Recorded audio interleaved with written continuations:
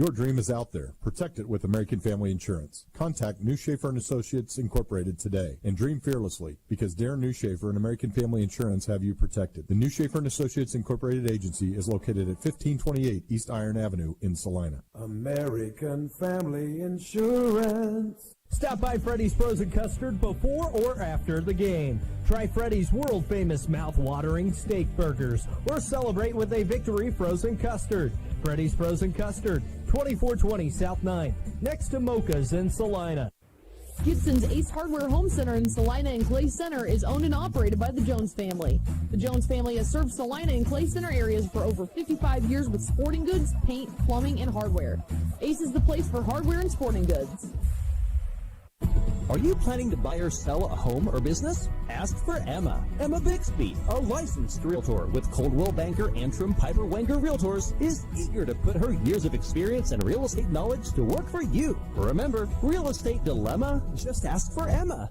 Hi, I'm Dr. Robert Murphy from Eye Care Associates of Salina. If you're ready to see what you've been missing, we'd love to welcome you to the Eye Care Associates family. To schedule an appointment, go to eyecaresalina.com, then click Request Appointment. That's eyecaresalina.com. Go Mustang! KDR News 708. Give us a call at Hometown Outdoor Power in Salina, Minneapolis, and McPherson to get your mowers. Sign up for our winter service program. I can take a minute out of the interview. Early sign-up promotion when you call.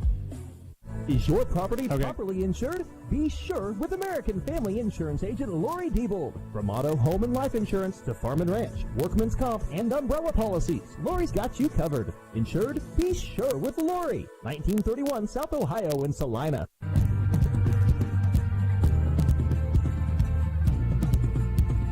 Welcome back to the Freddy's and Mocha's pregame show here on Sports Radio 1150 KSAL.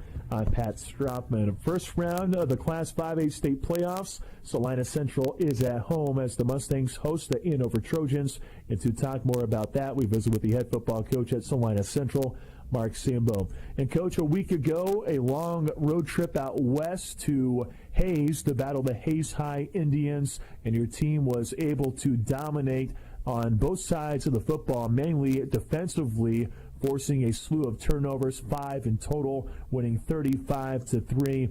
Overall, a great performance. What'd you like most on film? Yeah, I thought our defense played really good. They did some things that bothered us that we needed to adjust to and did and recognize both on the night and through film. But, anytime you force 5 turnovers and a couple short fields and a pick 6, I mean, you're doing some good things. But I was really pleased offensively, too, because after that first series with Jackson coming out and Parker having to go in, I think, our veterans, our offensive line, our back took over the game. And that's what needs to happen.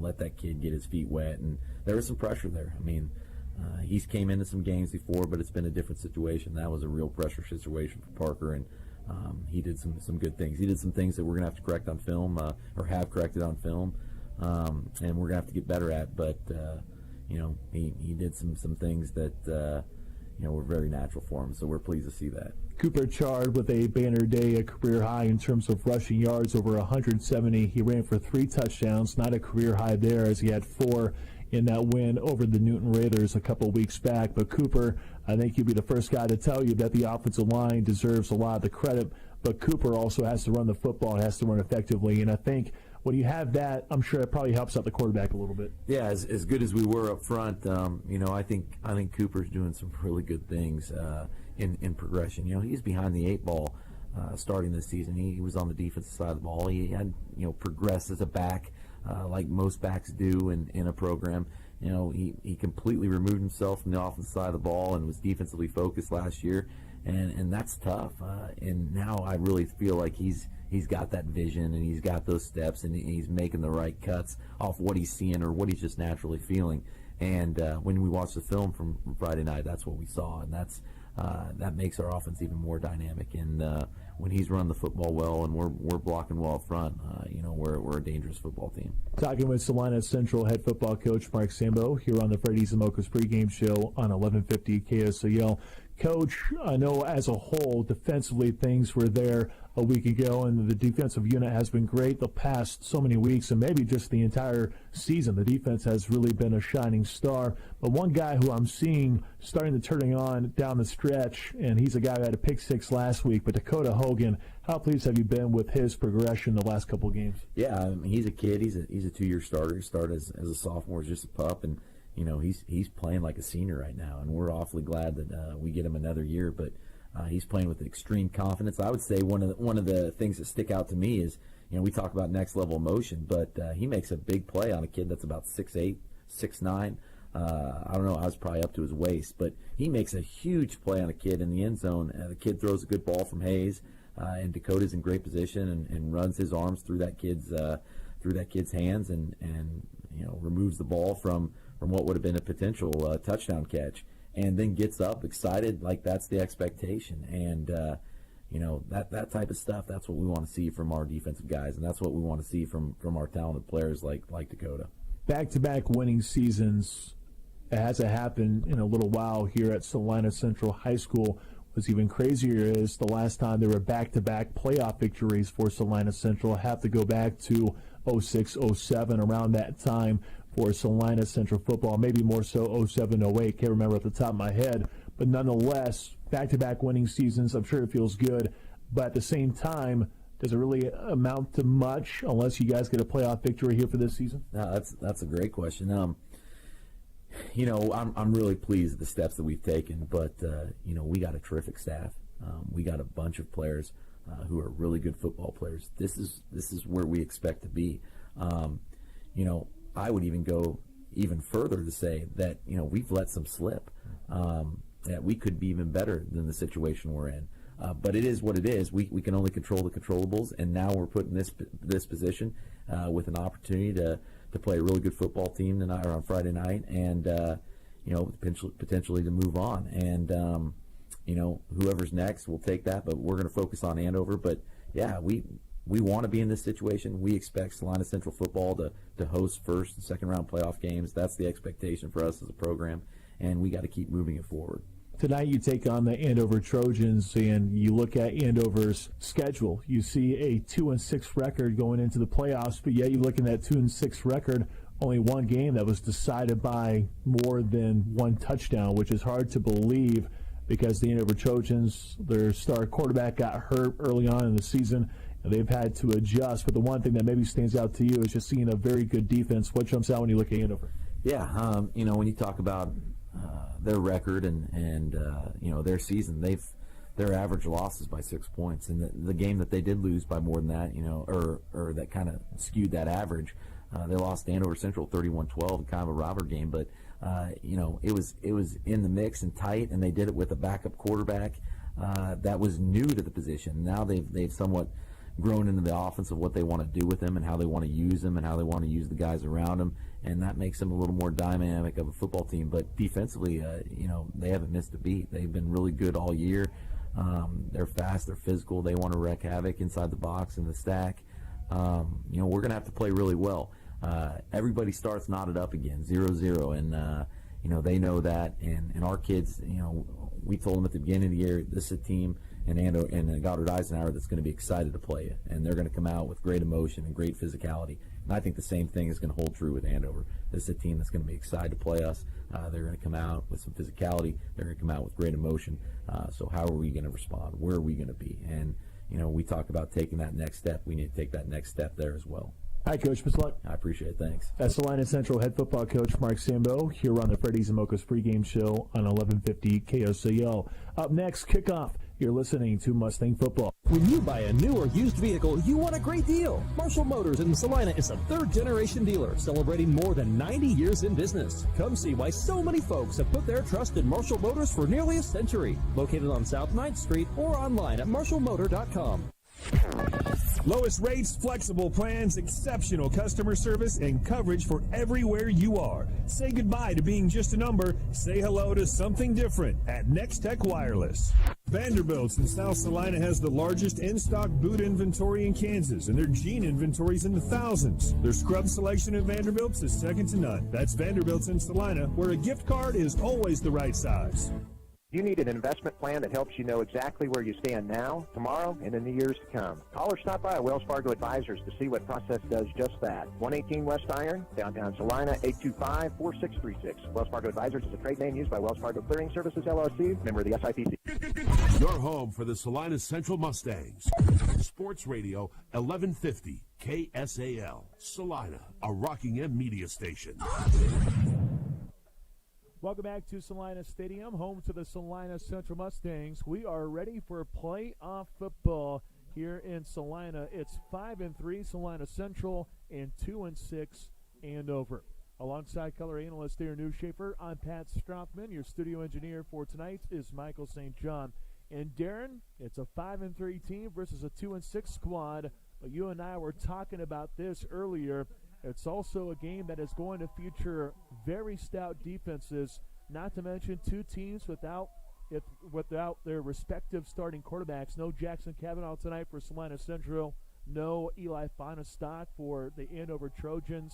This is going to be a very interesting ball game. Points might come at a premium here in the opening round of the Class 5A state playoffs. Well, Pat Strothman, you're exactly right. When you bring a good defense to every Friday night, you've got a chance to be in every ball game. And you talk about the Andover Trojans coming into Salina Stadium with just a 2-6 record. But when you drill down a little bit and peel back some layers of that onion of really what is that schedule, only one game have they not been in. They were defeated by crosstown rival Andover Central 31-13. Outside of that, their 5 other losses, none of them were by more than 6 points. So this is a team that could easily, one fluke play, a pick six, or a kickoff return, punt return, or an offensive, somebody misses a tackle and you go the distance. This is a team, if that would happen 4 or 5 more times this year, they could easily come in here with the better record. And so we know Andover is going to bring a defense. Have they seen a multi-dimensional offense like Salina Central brings to the table? We don't know that. But as you described, having Parker Kavanaugh start his first game at the varsity level in the Class 5A state playoffs, you never know what you're going to get. So should be a really interesting contest here tonight at Salina Stadium. Cray True has the ball teed up at the 40 for Salina Central. It's a low kick in over end. Returning is Peyton Klein, who bobbled at the 15, picks it up, goes to the right, and Easy Jackson comes up with a wrap-up around the shoulders. Great kickoff coverage there for the Salina Central Mustangs. The Andover Trojans, without Eli Fonestock, when you lose your stud quarterback, more than likely your offense is going to suffer, and that has been the case for the Andover Trojans, averaging just 11 points per game this season. But Andover has found some rhythm with Ashton No, who's the quarterback, spins and tosses it to the left side. Peyton Henry trying to find a crease. And Salina Central quickly blows up the hole. Ian Price, the sophomore, comes in for the stick. It's a loss of 1 on the play as the Andover Trojans, when you look at their unit, Ashton No, the junior quarterback, has only thrown the ball 40 times for 211 yards, has carried the ball 42 times for 121. Andover averaging just 3 yards a carry. Man in motion out of the backfield. It's a 2-by-2 set for No with the tailback off his right hip.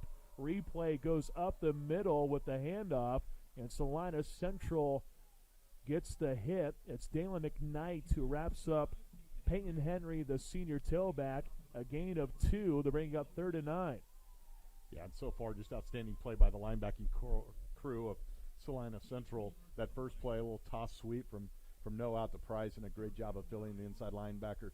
Dalen McKnight tackles for a loss, -1. Then on second and long, great job by Cade Lopez and Dalen McKnight combining on that short gain for the Trojans. Toss sweep right side. Henry, quick burst of speed as he goes down the right hashes to the 25.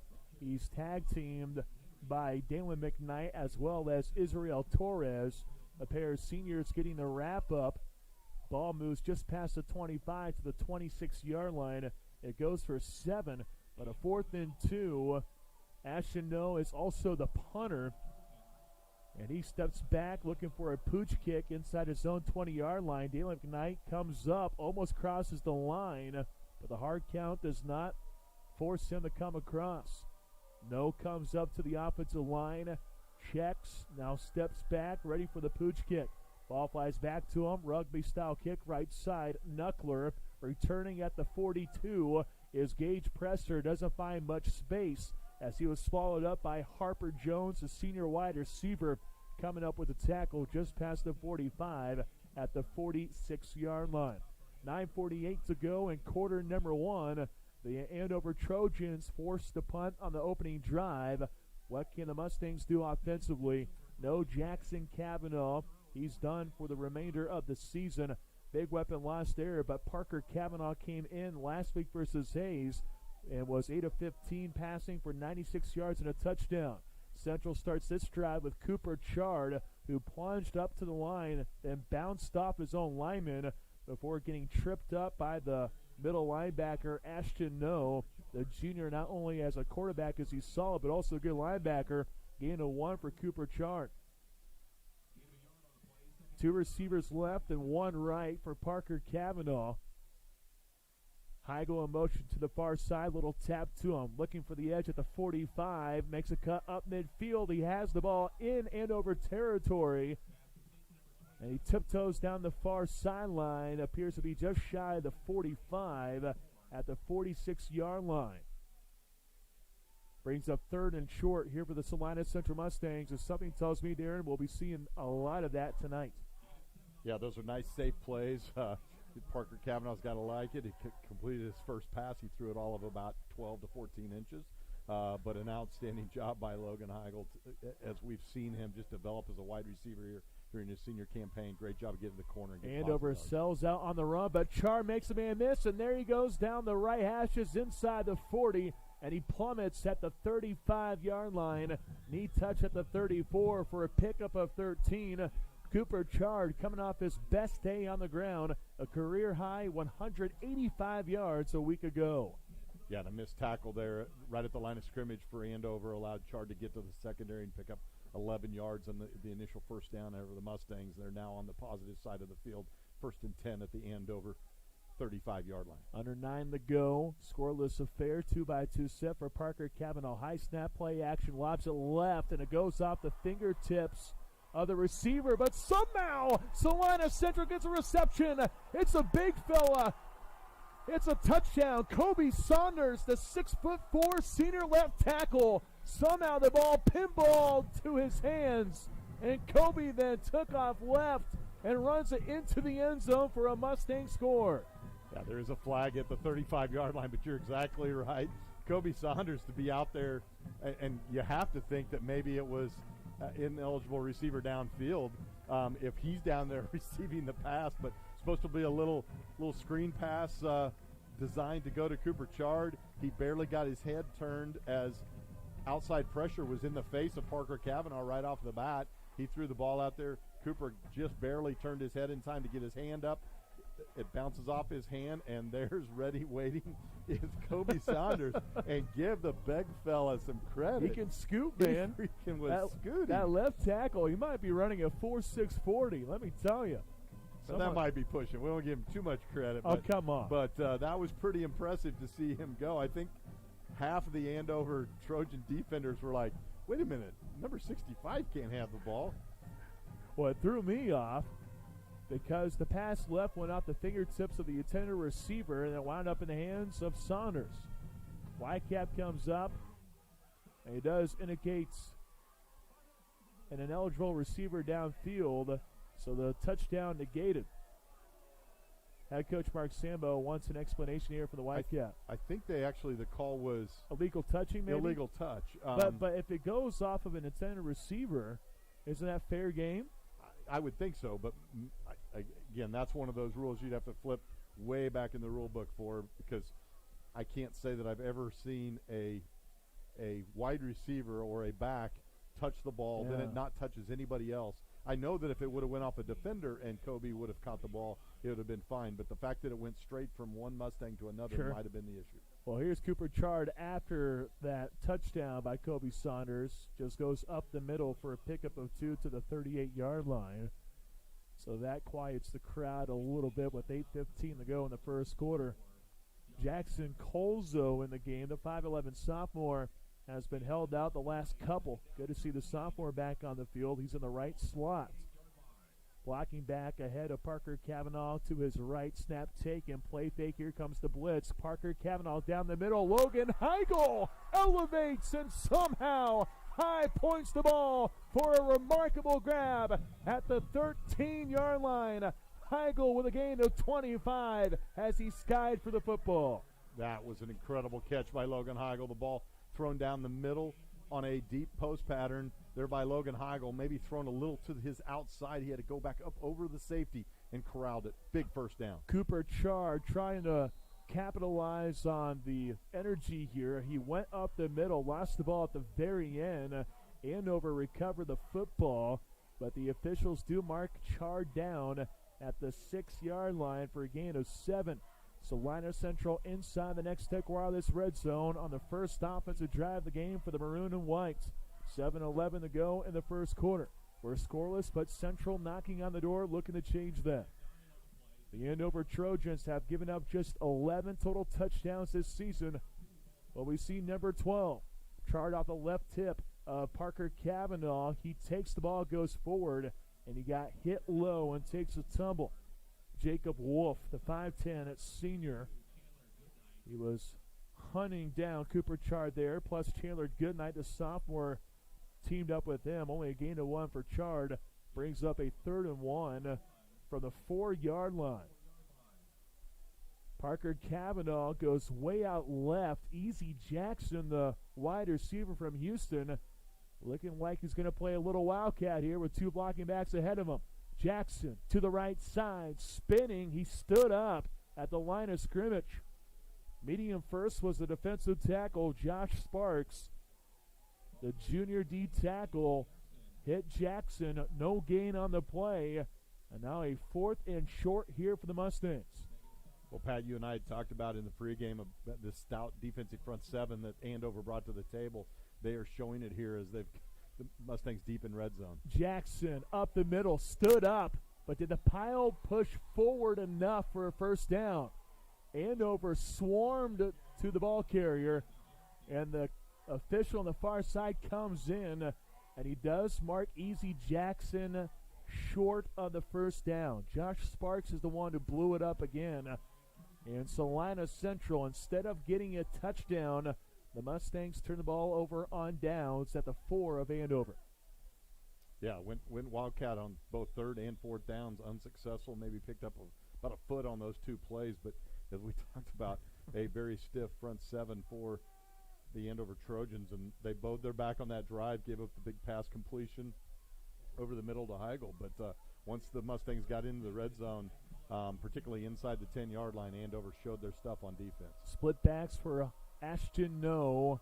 Quarterback Reed moves forward past the 5, and he gets roped down by Dalen McKnight. The senior being very active so far, had 12 tackles a week ago, and he gets another stop here in this game following a gain of 2 to the 6-yard line. 5.5 to play in quarter number 1. Andover's first drive resulted in a punt. Salina Central's opening drive, a turnover on downs. 2 receivers right, make it 3 as Ashton No has an empty backfield, but an option play right after a little movement there by,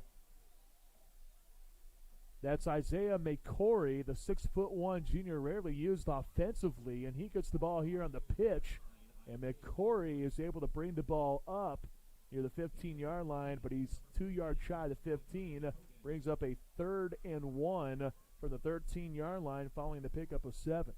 Yeah, and you'd like to see this Mustang defense hold here on 3rd down. Andover would probably play it conservative inside their own 20-yard line, get that football back for the Mustang offense. Hopefully they can finish the drive this time. McCory on the right this time, sprints in motion, faking the sweep as No, and he rumbles down the right hashes, has the first down at the 17-yard line, goes for a pickup of 4 as the Andover Trojans get a big third down conversion. They're only 22% on third downs this season. Craytrue got the hit for Salina Central. Andover, a team that likes to possess the football. Trojans have the ball in a scoreless game. Opening round in the Class 5A state playoffs. 4 minutes left in the first quarter. Andover with the all-white look here tonight. 1st and 10 at the 17. 2-by-2 set. Man in motion near side. That's McCory, who slips and falls after getting the ball on the jet sweep. Wouldn't have mattered anyways because Tallis Price was quickly in the backfield. Would have been a tackle for loss. And the ball moves back to the 12-yard line. That's a big loss on the play, a loss of 5. Well, it's going to be key for this Mustang secondary to stay assignment sound. Lots of running, lots of different movements, a lot of left to right in backfield. Got guys in sweep and motion trying to get the edge. So far, not even looking like they want to throw a pass. Well, here you go. Play action. No, down the left seam. And Gage Presser was the closest guy to the football. Had a chance for the INT at the 35. Instead, it's an incomplete pass. You bring up Andover having no intentions on trying to throw the football. Ashino just threw his 41st pass attempt here for the season, and he rarely has had luck. 12 completions for 211 yards and a touchdown. 5 INTs coming into tonight, almost had number 6. 3rd and 15 from the 12 of Andover. Split backs for No. McCory out of the backfield in motion to the right slot. No with a hard count. Has the ball looking right side. Now down the middle. Floats it up. And I know Andover wanting a flag, and that is what Andover is going to receive. Peyton Henry was going to the middle of the football field. Dalen McKnight was sort of caught up with him in traffic. And the yellow flag more than likely going against the Mustangs. And that should be a first down, Penny on the spot. Keep in mind, pass interferences do not get you automatic first downs. But with 15 yards on the scoreboard, looks like Andover gets exactly that for a first down to keep the drive moving. Yeah, and that's it's a killer for that defensive unit because they would have been off the field there, forcing a punt, probably looking at getting the offense the ball back around midfield, and now all of a sudden a new set of downs out across the 25-yard line for the Trojans. Henry in motion in the backfield, but it's a give going up the middle. Israel Torres was there for the hit. Ball carriers Max Middleton, the 5'11 sophomore. The one thing about this Andover team, despite not having its stud quarterback Eli Fonestock, Andover has tried to just plug and play by placing different guys on the football field, showing a lot of variety here so far here tonight. Gain of 3 to bring up 2nd and 7 from the 30. Option play right, no pitches, flag comes out. Henry to the 35, and he's met by 2 Mustangs at the numbers at the 37. As it stands, a pickup of 7 for a first down, but the yellow flag way back at the 30-yard line. This very well could go against the Andover Trojans on the road. Yeah, it's probably either a hold or a chop block thrown right at the vicinity of the left side of the offensive line. Yep, chop block's the call, so a return to the big penalty there after Andover was beneficiary of that defensive pass interference that gave them a automatic first down on the previous set of downs. Now they return the favor with a personal foul, illegal chop block in the interior line. That's going to set them up way behind the chains at looks like about 2nd and 21, 22 now coming up for the Trojans. Yeah, at the 15-yard line of Andover. Scoreless game, 2:20 left here in the first. 3 receivers right, 2 left for Ashino. McCory sprints in motion to the backfield. Screen pass up the middle, nearly picked off. Peyton Henry, the intended receiver. Dalen McKnight was sprinting for the football. Had he got his paws on it, he would have went to the end zone for a pick 6. Central had one of those last week in that 35-3 win over Hayes. 1 of 5 turnovers forced for the maroon and silver. Yeah, read very well there by Dalen McKnight. He just happened to be right where the ball, and he was making an attempt to catch the ball, is right where the offensive lineman were engaging him to block, so he was trying to get off a block and catch the ball at the same time. Falls incomplete, 3rd and long now for Andover. 3rd and 21. Option play right side. No, keeps his time. Back to goes up the middle. Ball almost popped free as he got hit from behind by the future Oklahoma State Cowboy, Quentin Stewart. Stewart with his 119th tackle in his career, following a gain of 4, but not nearly enough for 21 yards as Andover is forced to punt for the second time. Ashton No is the punter. He's just kind of like a rugby style of punter here for the Andover Trojans. McKnight showing blitz up the middle, and McKnight made the center move the football faster than what he wanted. The center got a little excited, and you can tell that he's frustrated. A.J. Piper, the 6'1" junior, has been consistent for the Trojans, but Dalen McKnight went flying up the middle showing blitz, and the Salina Central Mustangs push back the Trojans a little bit more. So the ball is at the 14 between the hashes. Gage Presser standing right at midfield. Ashton No, the punter, has the ball, rolls to the right side, gets it away. Spiral kick, Presser returns at the Mustang 47. Now he goes into Andover territory, but it doesn't find space as Justin Drummond spins him down at the 43-yard line. It's a good punt of 39 yards and a solid return for the Mustangs, but Gage Presser couldn't break one. Salina Central couldn't score last drive. Can the Mustangs change that in a scoreless affair with 1:20 to go in the first quarter? 1st and 10 from the Andover 46. Parker Cavanaugh puts it in the belly of Chard, who tries to break off his left guard leading the way. And he moves down the left hashes, tumbles after a pickup of 4. Yeah, you'd like to just see this Mustang offensive unit just line up behind center and pound this down, get the lead here, get some positive things going, finish off a drive. They were unsuccessful in that first attempt. Kavanaugh throws a right side. Colzo on the wide receiver screen. Flag is out. Colzo dives at the 41. Only a gain of 1, but a penalty flag. More likely moving this one back as Logan Heigl was trying to set the block. And they get a hold on Logan. So not exactly clean football here, but also two defenses that are awfully impressive. Probably hard to contain the defensive efforts here on this football field.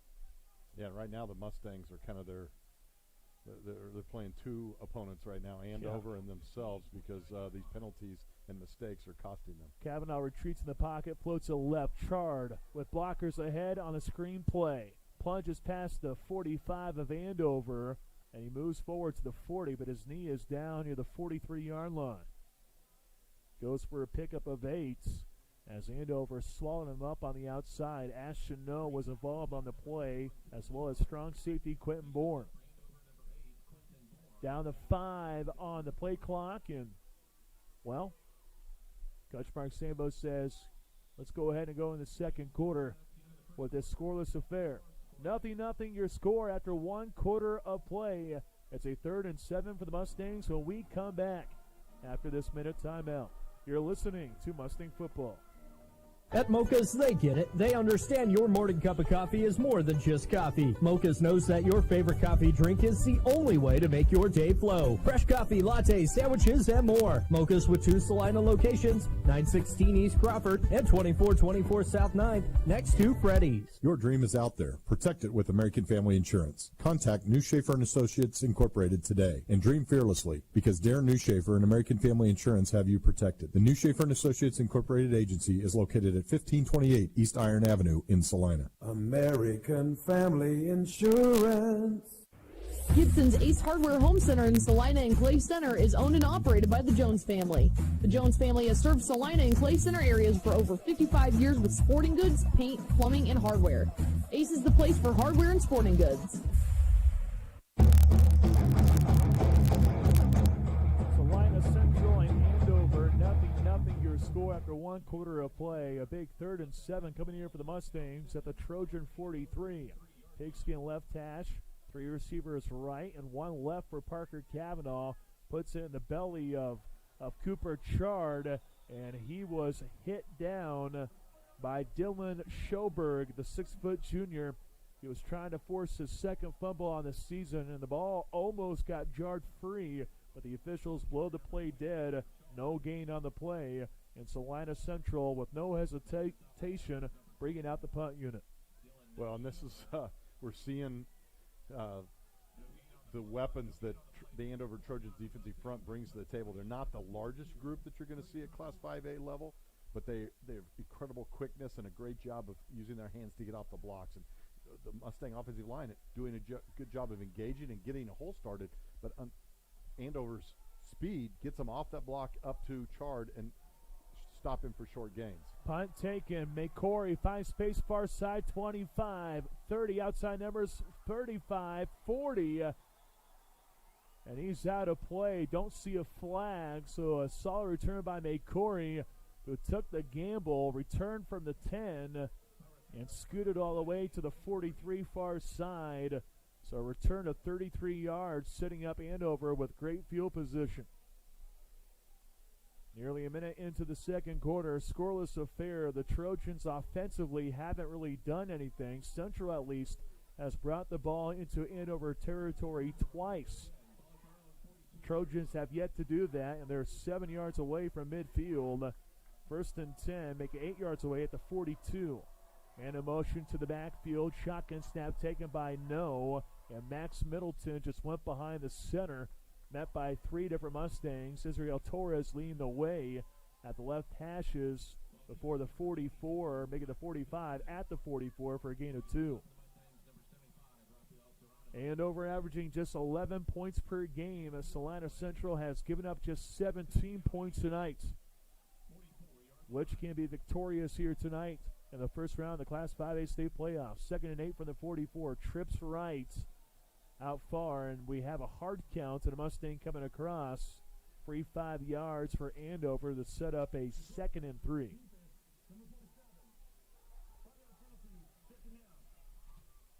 Ball placed at the 49 at the left hash for the Andover Trojans, who are all in white tonight here on the road. Andover searching for a playoff win for the first time since 2017. That year, Andover actually beat Salina Central 26-14. 2nd and 3 from the 49, man in motion near side. No has the ball after the fake. Quick burst of speed up the middle, and he was tripped up by Cade Lopez, the senior linebacker. But for the first time, the Trojans had the ball in Mustang territory at the 47 following the gain of 4. Yeah, and still less than 30 yards total offense unofficially for Andover in this contest. But now we're down under 10 minutes to go before halftime, and Andover's done really nothing offensively, but they are right in the middle of this game. Obviously 0-0. Salina Central missing some opportunities here to maybe jump out in an early lead.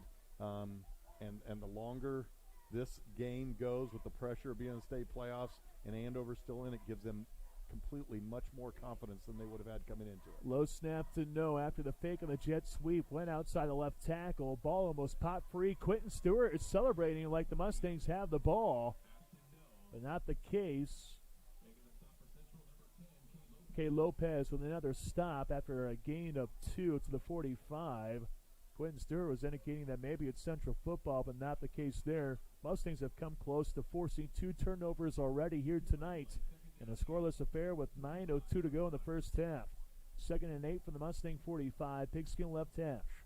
Spurting in motion is McCory. Option play to him to the near side, and Andon Price explodes to the ball carrier and comes up with a big stick at the 47. Ball carrier was Peyton Henry, not McCory, who's normally taking the pitches. But Andon Price, the safety, had enough of those option plays as he explodes for a big loss back to the Andover 47. Well, and as we were talking about earlier, with no real passing attack for Andover, those defensive secondary guys are just taking chances. And when he saw the receiver go back in towards the line of scrimmage like the block, Aiden Price just went with him and was right there to meet the pitch man. No, floats a pass down the middle, looking for the screen for Max Middleton. Tallis Price, I think, was looking for an INT. And on a 3rd and 16, the ball falls down to the ground. That loss of 8's crucial. Good work by the sophomore free safety, Annam Price, to push back the Trojans, who more than likely are punting for the 3rd time here in the first half. 8:11 to go here in the first half. Nothing game. 4th and 16. Noah is set up inside his own 40. Dalen McKnight showing blitz once again. The breeze rather still at the moment. No goes up, now pulls back. Snap taken, roll out right side. Low kick, and it goes off a Mustang and recovered by Salina Central. Brooks Burgoon with a recovery at the 45-yard line of Andover. Salina Central receiving a gift after the gaff on the punts by Ashton No. A gift on the gaff. Nice work there, Pat. It'll go down as a block punt, but it was really a shank off the side of the foot there by No. You mentioned he's a rugby style. He likes to take a couple steps to his right, let his coverage team get down the field a little farther, and then he just shanked it off the outside. It went to the backside of one of his linemen. Kavanaugh, after the play fake, roaming to the right side, and he deals it to the sticks, looking for Logan Heigl, a little out of his reach at about the 35-yard line. 7:59 remaining in the second quarter. Nothing game. Andover has brought the ball to Mustang territory once and then pushed back after a loss of 8. For the 3rd time here tonight, Central has the ball in Andover territory. Receiver far right, 2 receivers left here for Parker Kavanaugh out of the gun. Here's Cooper Chart after the handoff, trying to twist up the middle, and meeting him is Josh Sparks, who spins him down after a pickup of 2 to the 43-yard line. And right now, Andover's daring the Mustangs and the young sophomore quarterback to throw the football. 8 guys in the box, all within the tackle to tackle, about 2 to 3 yards off. There's 8 white jerseys just daring Salina Central. You throw the football. We don't think you can drive it down the field through the air. Hard count here for Parker Kavanaugh. Almost coming off sides for Andover was Avery Fondestock. Here's Chard after the snap taken by Parker Kavanaugh, trying to follow the big fellas up front, and the play blown dead at the 40-yard line. Gain of 3 to bring up a 4th and 5. What trick you pulling out here out of the bag if you're Coach Mark Sambo, Darren? Well, if it's me, I'm punting the football. You hate to think that you're punting the ball back on the plus side of the 50, but you've got an opportunity. The defense is playing well. With a good punt, you can get the Trojans back inside. They're easily inside the 20, hopefully inside the 10-yard line. You play good defense, you should get outstanding field position once again. Andover offensively just doesn't look like the type of team that can go 80, 90 yards and put points on the board. Cray True looking for the punt, trying to pin back the Trojans. Spinning near side, and it goes out of play inside the 25. I'm sure. They mark it right at the 25-yard line, so only a punt of 15 yards there. Yeah, I'm sure Mark Sambo was hoping for a little better effort from Cray True on the punt because he almost returned the favor. This time, kind of off the inside of his foot, it came spinning off and almost went like a snap hook off of a tee shot out of bounds at the 25-yard line, so you gain just 15 yards. From that standpoint, probably should have made the decision to go for it on 4th down, but nevertheless, they punt. Andover starts off at their 25. Imperative the Mustang defense stiffen up and get the ball back for the offense. I don't recommend the Pats drop and drive, but that's what we saw right there. Here's a little trick play after the little tap to the left side, a little throw down the middle, and it's hauled in by an Andover receiver, and Harper Jones sprints to your side, 15, 10, 5, touchdown. The man who threw the football, Max Smith, who went in motion to the backfield, got the pitch, and then launched it to the left. It was hauled in by Harper Jones, the 6'4" target. It's a 75-yard touchdown with a flag back at the 45-yard line of Salina Central. Yeah, I think they're going to get a face mask on the attempt to pull Harper Jones down after he caught the football, so this will probably go as a touchdown. It is a touchdown, and it is a face mask against Salina Central. So Andover, the Trojans, strike first after the trick play. A pass by Max Smith, the wide receiver, firing a ball down the field. It was a jump ball, and, well, when you have a 6'4" receiver more than likely he's going to come down with it, and Harper Jones did exactly that for his second receiving touchdown this season. Well, and we were talking about in the previous series is the lack of being able to throw the football for Andover was causing that Mustang secondary to be a little more aggressive and going after the run game, and the coaching staff for Andover obviously saw that. They made the call with a little halfback option pass and worked it to perfection. Had the ball been thrown and led Price, it would have been an easy touchdown. He had to wait for it. By that time, wait for the ball. A couple of the Mustang defenders who had really bit hard on the run fake, or not fake a run, but the run appearance, they had bit hard and were easily 10 yards behind Price. They were able to gain up to him once he caught the ball, spun away from them, and then that's when the face mask occurred. But give kudos to the Andover coaching staff for digging deep in the playbook and coming up with something that was going to exploit the tendencies of that Mustang defense. And now all of a sudden you look at it, it's 6 minutes to go in the first half, and this Mustang offense, a Mustang team that's really dominated this entire first half so far, Pat, finds themselves down 7-0, and got to be thinking, how in the world is this happening? Let's see how the Mustangs respond. Believe it or not, Max Smith, this is his second game on the season. Don't know if he's a guy who's been battling injuries or what, but certainly a great time to reveal him if you're third-year head coach Cade Armstrong. 75-yard touchdown pass to Harper Jones. And after the penalty flag on the face mask, ball teed up at the 45-yard line. It's a 7-0 lead for Andover, 6:10 remaining in the first half. David Kemp, the 5'9 junior, he's a great kicker, 6 of 8 this season. His longest, a 54-yarder. And this one, the ball teed up, does sail through the uprights. Well, that's pretty good from 55 yards there. He's got himself a nice little leg. So after the touchback, Salina Central looking to regroup. The Mustangs have brought the ball to Andover territory numerous times here in the first half, but the Mustangs unable to capitalize on a touchdown. Their one touchdown that took place was off a deflection on a screen pass. Left tackle Kobe Saunders touched the ball, caught it, and then ran it into the end zone for a touchdown. And then Salina Central with a 3rd and short inside the 5. The Mustangs unable to come up with a first down. Parker Cavanaugh pulls back, deals it down the middle, slant route. Logan Heigl with a reception with an Andover Trojan draped all over him. Great hands by Logan Heigl. His second great catch here tonight as Grant Weber hung on for dear life as the ball moves up to the 34-yard line. So a pickup of 14 right off the bat here for Central. Cavanaugh looking left, swings it that way to Chard. Secures the ball. Good block at the 35.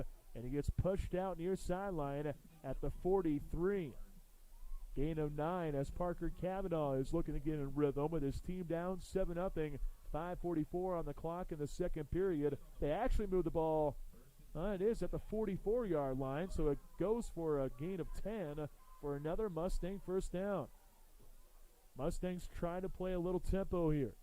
2-by-2 set for Parker Cavanaugh. Play fake, steps up, lets it fly near side behind the defense. Easy Jackson had the ball at the 20, and he couldn't secure it. There was a Trojan who maybe got a fingernail on the football, but Easy Jackson almost had himself a touchdown of 56 yards. Instead, it's an incomplete pass. Parker Cavanaugh gets set up with 3 wide receivers right and 1 left. 2nd and 10 for the Mustang 44. Cooper Chard off the left tip of Parker Cavanaugh. Blitz shown up the middle. Andover brings 5. Chard up the middle. And he nosedives just before midfield.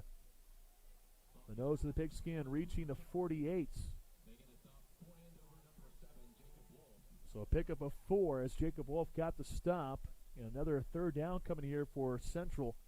Andover defensively holding teams at just 16% on 3rd down conversions. And the Mustangs just 1 of 4 here in the first half on 3rd down conversions. 3 receivers right, 1 left.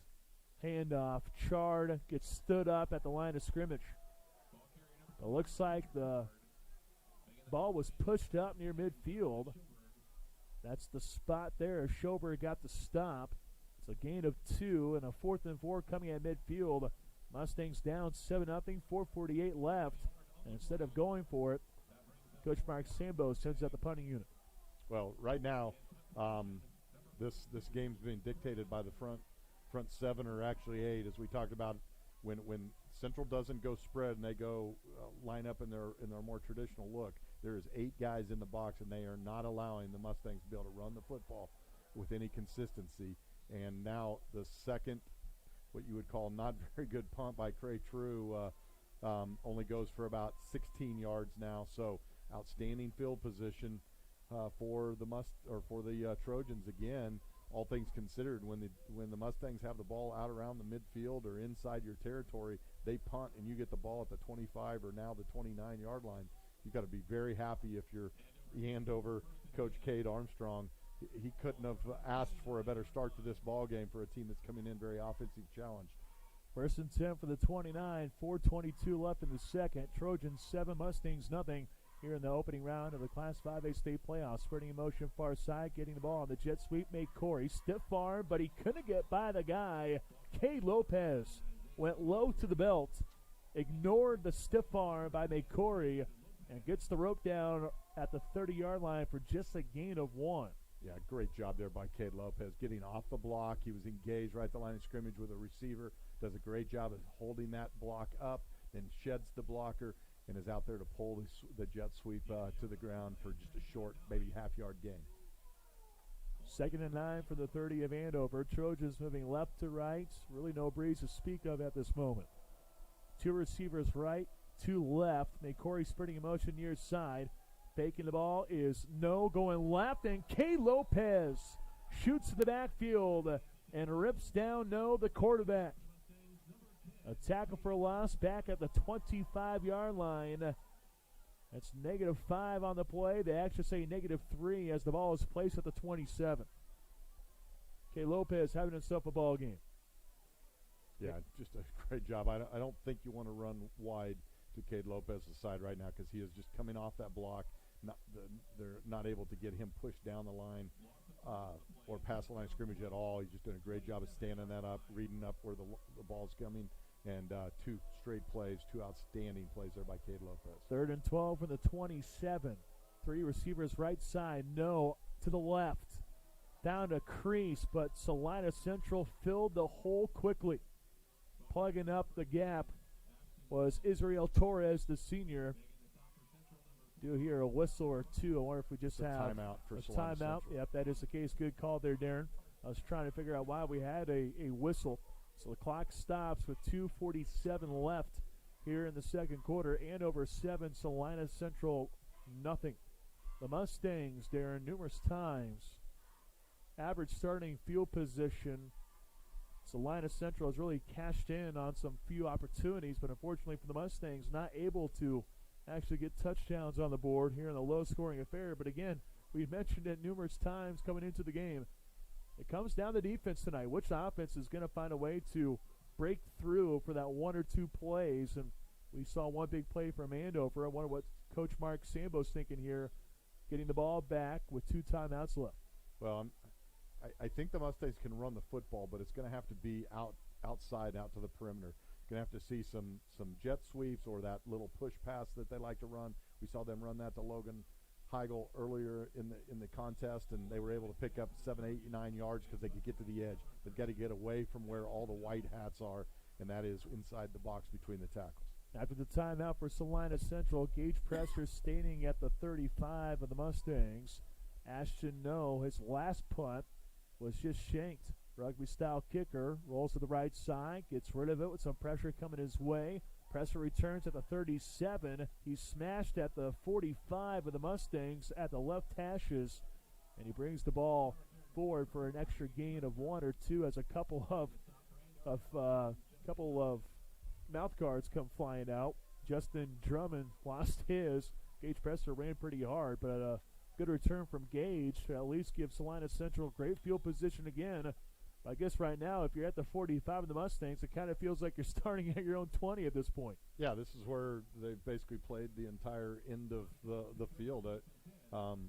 Just nothing to show for it from outstanding field position. The defense continues to give the offense great starting spot about time for the Mustang offense to cash in. Deep drop for Kavanaugh. Throws it to the right, screen play. Heigl up the middle, runs into a Trojan between the hashes inside the 45 of Andover. And Logan Heigl ran into a guy who comes up slowly. That's Tatum Klein, the corner. Great pickup of 12 on the design screen up the middle. 2:15 and counting here in the first half. 7-0 Andover. 1st and 10 for the 41 of the Trojans.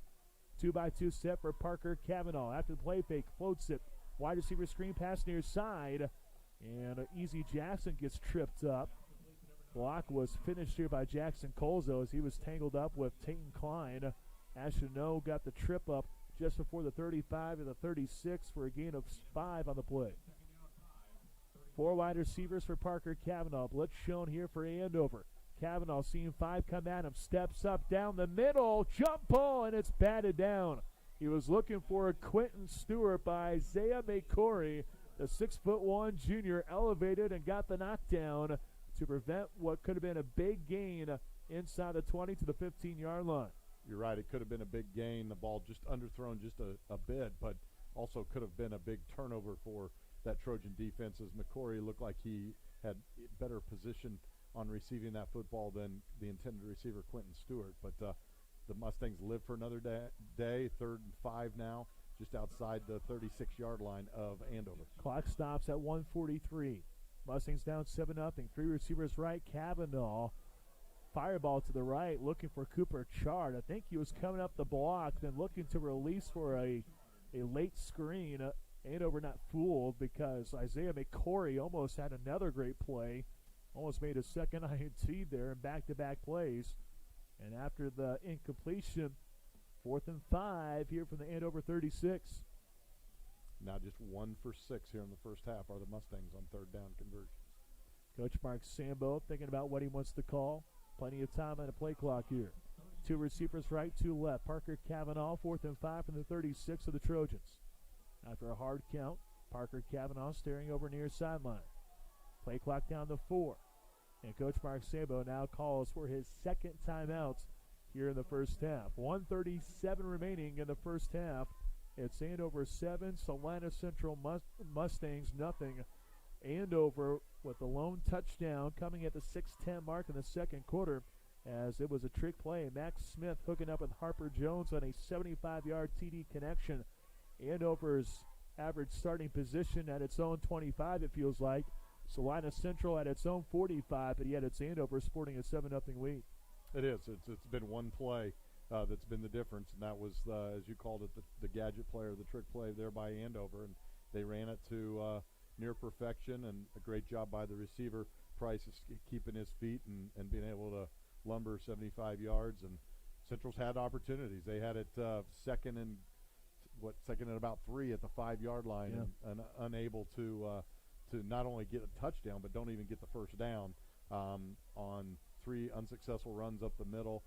Again, very impressed with you look out at Andover on the size of their defensive front, and you go, the Mustangs ought to just be able to just pound it down their throats. But outstanding speed and quickness. Those guys do a great job of getting off their blocks, getting around them, and into the backfield. Big 4th and 5 from the 36. Deep drop for Kavanaugh. Fireball down the middle. Heigl with a defender draped all over him. Still found a way to haul in the catch. Grant Weber was all over him, but Heigl did not flinch. 17-yard pickup on a 4th and 5 as the Mustangs are inside the next Tech Wireless red zone once again. 3 receivers to the right side. Late snap here, and finally the play blown dead. I think the snap came, and then the offensive line froze for a second. And normally when you have the offensive line a little delayed and the receivers on the right side a little delayed, usually an indication of a false start, and that is the case as the Mustangs move back out of the next Tech Wireless red zone, back to the 24-yard line. But what hands there from Logan Heigl there, Darren? Yeah, and right now he's the matchup that Andover does not have an answer for. 5 catches for 80 yards in this contest, and if you're me, you got to find a way to get 27 the football. Kavanaugh drops back, floats it near side. Quentin Stewart jumps up, has the catch at the 10, and almost broke away for a touchdown. But Quentin Bourne had the shoestring tackle at the 9. Parker Kavanaugh drops it in a bucket. pickup of 15 yards as the Mustangs have a goal to go. Mustangs get set up quickly. 3 receivers right side, handoff left. Cooper Chard has space, makes a cut inside the 5, and he blasts into the end zone for a Mustang touchdown. A 9-yard scamper for Cooper Chard. His 8th rushing touchdown on his senior season. And the Mustangs a PAT shy of tying up this game.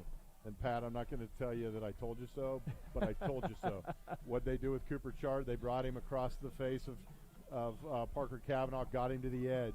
And when he got to the edge, now it was numbers. He had an offensive lineman and a big tight end, Quentin Stewart, out there leading the way for him. He just picked and chose his route, was able to get in for a touchdown. What a big score that was for the Mustangs right before intermission. That is a huge score for Salina Central. Craig True with a big PAT up and in. 7-all your score, 50 seconds to go in the second. Quick 30-second pause. You're listening to Mustang Football. Is your property properly insured? Be sure with American Family Insurance agent Lori Diebel. From auto, home, and life insurance to farm and ranch, workman's comp, and umbrella policies, Lori's got you covered. Insured? Be sure with Lori. 1931 South Ohio in Salina. Are you planning to buy or sell a home or business? Ask for Emma. Emma Bixby, a licensed realtor with Coldwell Banker Antrim Piper Wenger Realtors, is eager to put her years of experience and real estate knowledge to work for you. Remember, real estate dilemma? Just ask for Emma.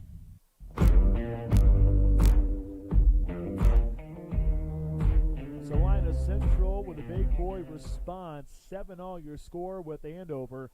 50 seconds to go here in the second quarter. And really, Cooper Chard gets the touchdown, a 9-yard scamper, but give credit to the sophomore quarterback Parker Cavanaugh, who threw a couple remarkable balls out there and a couple remarkable catches. Angle kick far side, and Andover returns it just up the far sideline to the 29-yard line or so. With the return is Tayton Klein, and they do mark him out at the 29-yard line. Andover does have plenty of time left, really. Trojans have 3 timeouts left, 47 seconds on the clock here in the second. But we really haven't seen this team try to air it out so much in the first half. No, and then you add to it what an incredible weapon they have in David Kemp, the junior place kicker. Yeah. We saw him kick it through the uprights from the 45, so a 55-yard field goal, if you will, off of the tee, of course. But they realistically need about 40 yards to give him a chance. No, breaks off left side, gets the corner. Does he go out of bounds? He does. He was also taken out of bounds by Gage Prester, who was trying to keep him in. But no, so strong, able to power his way up to the 32 for a pickup of 3. So only a few seconds go off that scoreboard. But the main thing is Andover got out of bounds. 2 receivers to the right and 2 to the left for Ashton No. Tailback off his left tip. No has the snap, but a flag comes out before the play can develop. Ball start against Andover. Must have been on a receiver here on the near side. So the Trojans move back 5 yards to the 27, setting up the Trojans with a 2nd and long look. Shouldn't have been any time went off that clock. It still should be at 41 seconds. Yeah, it looks That's like what it took too long. Coach Mark Sambo is talking about. It was a dead ball foul after penalty after No had went out of bounds. So should reset to 41. And again, Andover's got to be careful. They went out of bounds there on the first play. Salina Central would love to get the football back and see if they might be able to add on. 4 wide receivers out there for No and shotgun. Takes the ball, fakes off the left tackle. Good crease there, but Talis Price able to swallow up the ball carrier. No moves the ball up for a gain of 7 to the 34. We're under a half minute left. Andover looks content to just go into the locker room with a 7-all game. Yeah, they don't have to snap it here. Play clock's not even started, so I think we're done for the first half. All knotted right at where we were to start this game. Tie score, each team getting a touchdown. And one thing that we noted, too, points would come at a premium tonight. Yes. And that has been the case. A combined 14 points after 2 quarters of play. 7-7 your score. as we get you ready for the Salina Regional Orthopedic and Sports Medicine Clinic halftime show. Let's take a 3-minute timeout, then we'll come back and recap what took place in the first half. You're listening to Mustang Football. Area athletes and even weekend warriors have a big home field advantage.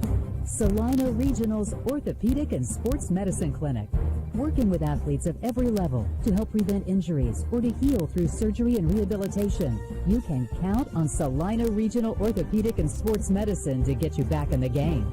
Led by orthopedic surgeons Drs. Timothy Hawks and Travis Rump, and sports medicine physician Dr. Matthew Pyle, along with an A-team of certified athletic trainers and physical therapists, Salina Regional Orthopedic and Sports Medicine provides athletes with the highest quality, most timely care. At the school, on the field, or in our clinic, we're ready wherever and whenever you need us to help you get back in the game and keep you in the game. Salina Regional Orthopedic and Sports Medicine Clinic. The home field advantage starts here. Visit us at salinaregionalsportsmedicine.com.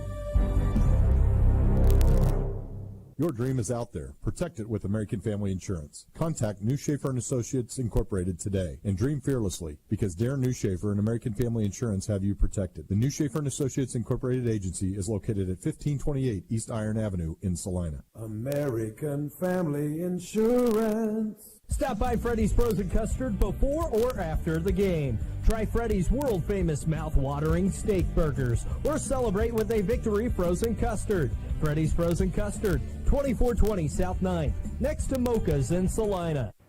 Gibson's Ace Hardware Home Center in Salina and Clay Center is owned and operated by the Jones family.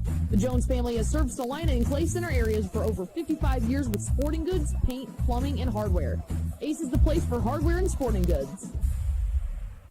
Are you planning to buy or sell a home or business? Ask for Emma. Emma Bixby, a licensed realtor with Coldwell Banker Antrim Piper Wenger Realtors, is eager to put her years of experience and real estate knowledge to work for you. Remember, real estate dilemma? Just ask for Emma. Hi, I'm Dr. Robert Murphy from Eye Care Associates of Salina. If you're ready to see what you've been missing, we'd love to welcome you to the Eye Care Associates family. To schedule an appointment, go to eyecaresalina.com, then click Request Appointment. That's eyecaresalina.com. Go Mustangs!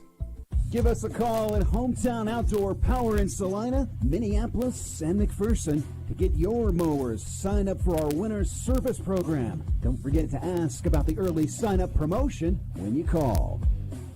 Is your property properly insured? Be sure with American Family Insurance agent Lori Diebold. From auto, home, and life insurance to farm and ranch, workman's comp, and umbrella policies, Lori's got you covered. Insured? Be sure with Lori. 1931 South Ohio in Salina.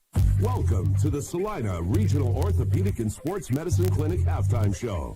Coming up, we recap the first half, check the stats, and look at the Salina Surgical Hospital scoreboard. This is Salina Central Football. Defense reigning supreme after 2 quarters of action. Salina Central 7, Andover 7, as we are here at the half here in the opening round of the Class 5A state playoffs. Alongside color analyst Darren New Schaefer, studio engineer and producer Michael St. John, I'm Pat Strothman. The halftime show is brought to you by Salina Regional Orthopedic and Sports Medicine Clinic, working with athletes of every level to help prevent injuries, enhance performance, or to heal through surgery and rehabilitation. At the school, on the field, or in their clinic, they are ready wherever and whenever you need them to help you get back in the game. The home field advantage starts at Salina Regional Orthopedic and Sports Medicine Clinic. Salina Central a year ago went 6-0 here at Salina Stadium, and the Mustangs are looking for a playoff win. They haven't had back-to-back years featuring playoff wins since 2006-2007. Meanwhile, for the Andover Trojans, they haven't had a playoff win since 2017. And as we expected coming into tonight's game, Andover has a defense that has given up just 14 points per game and just 11 combined touchdowns coming into tonight, and holding opposing offenses to just 16% on third down conversions. Meanwhile, for Salina Central's defense, the Mustangs giving up 17 points per game. They have forced 19 turnovers here for 2019, and they have just been dynamite here for this season. And in the first half, we saw exactly that. Two really good defenses. But also on the flip side, Salina Central with no Jackson Cavanaugh, starting quarterback, ruled out for the remainder of the season. Meanwhile, for Andover, the starting quarterback, Eli Feinenstock, torn his ACL in Week 4 at Capon in a 10-0 win. So both these teams just trying to plug and play, trying to grind out a win. In the first half, Salina Central had an average starting position at about the 40-yard line of the Mustangs. Meanwhile, for Andover, the Trojans were always pinned back deep at about the 20-25-yard line of the Trojans, but yet it was them who struck first as Max Smith, the wide receiver, on a trick play, bombs it to Harper Jones for a 75-yard touchdown. 6:10 to go in quarter number 2. But the Mustangs had a great response. Salina Central with a 9-yard scoring scamper by senior tailback Cooper Chard. But setting that up was sophomore quarterback Parker Cavanaugh, who had 2 dimes, one to Logan Heigl on a big 4th and 5 conversion after a timeout, and the other a drop in the bucket to Quentin Stewart to the 9 that set up the 9-yard touchdown for Cooper Chard. But Darren, here in the first half, it just feels like Salina Central has dominated the game, but yet right now we're looking at a 7-all score on the scoreboard. Yeah, one play. And you could argue 2 plays, I guess, if you'd say that they would have converted on the pass play to Cooper Chard that ended up getting completed to the big left tackle Saunders. If Chard makes that reception, he may go for 60 yards and a touchdown reception. But nonetheless, you kind of feels like anybody that was here watching it in person probably has to feel like Salina Central should be up maybe 21-0 in this game, and instead it's 7-7. And Andover had to have some things go their way. We knew they were going to be a very good defensive team. I'll be honest with you, I still thought that Salina Central, behind that outstanding offensive line, would be able to line up and run the football at them. And from my vantage point, it looks like Salina Central could go up under center, maybe run some fullback traps and things like that. Trying to say go back to I formation for Salina Central football? And I say that because of the quickness that the defensive line of Andover's got. When you go into a shotgun and then the shotgun snap goes back and hands the ball off to Cooper Chard, and by the time he gets to the line of scrimmage, the quickness of that defensive line is getting off those blocks. If right at the point of attack, if they could hit it right at the point of attack, and you might think that if it was Parker Cavanaugh running the football, they might be able to have some more success just to get a half a beat quicker to the line of scrimmage. That being said, I understand why Mark Sambo is not calling any quarterback run games, because you're already using your backup, and you'd hate for something to happen to the backup quarterback as well. So right now, I think Salina Central just needs to keep doing what they're doing defensively, make sure those defensive secondary guys stay assignment sound, doing a great job of flying to the football and taking away the running lanes. Just got to make sure that Andover's done it once. They could easily do it again and pull some trick out of the hat, and you just can't get burned on it again to give up points. My guess is Andover's going to have to score at least 7 to 10 points to win this football game. I'm not sure whether they can do that without having something kind of weird happen from what we saw in the first half. They're just, unfortunately for them, due to injuries and things, they're really hamstrung on what they can do offensively. And it plays into what Salina Central does very well defensively. No complaints on the defensive side. You could argue that maybe Prester might have had a pickoff over the middle. Could have been an interception, but that it led to a 4th down, and they were able to get the football back anyway. So past that,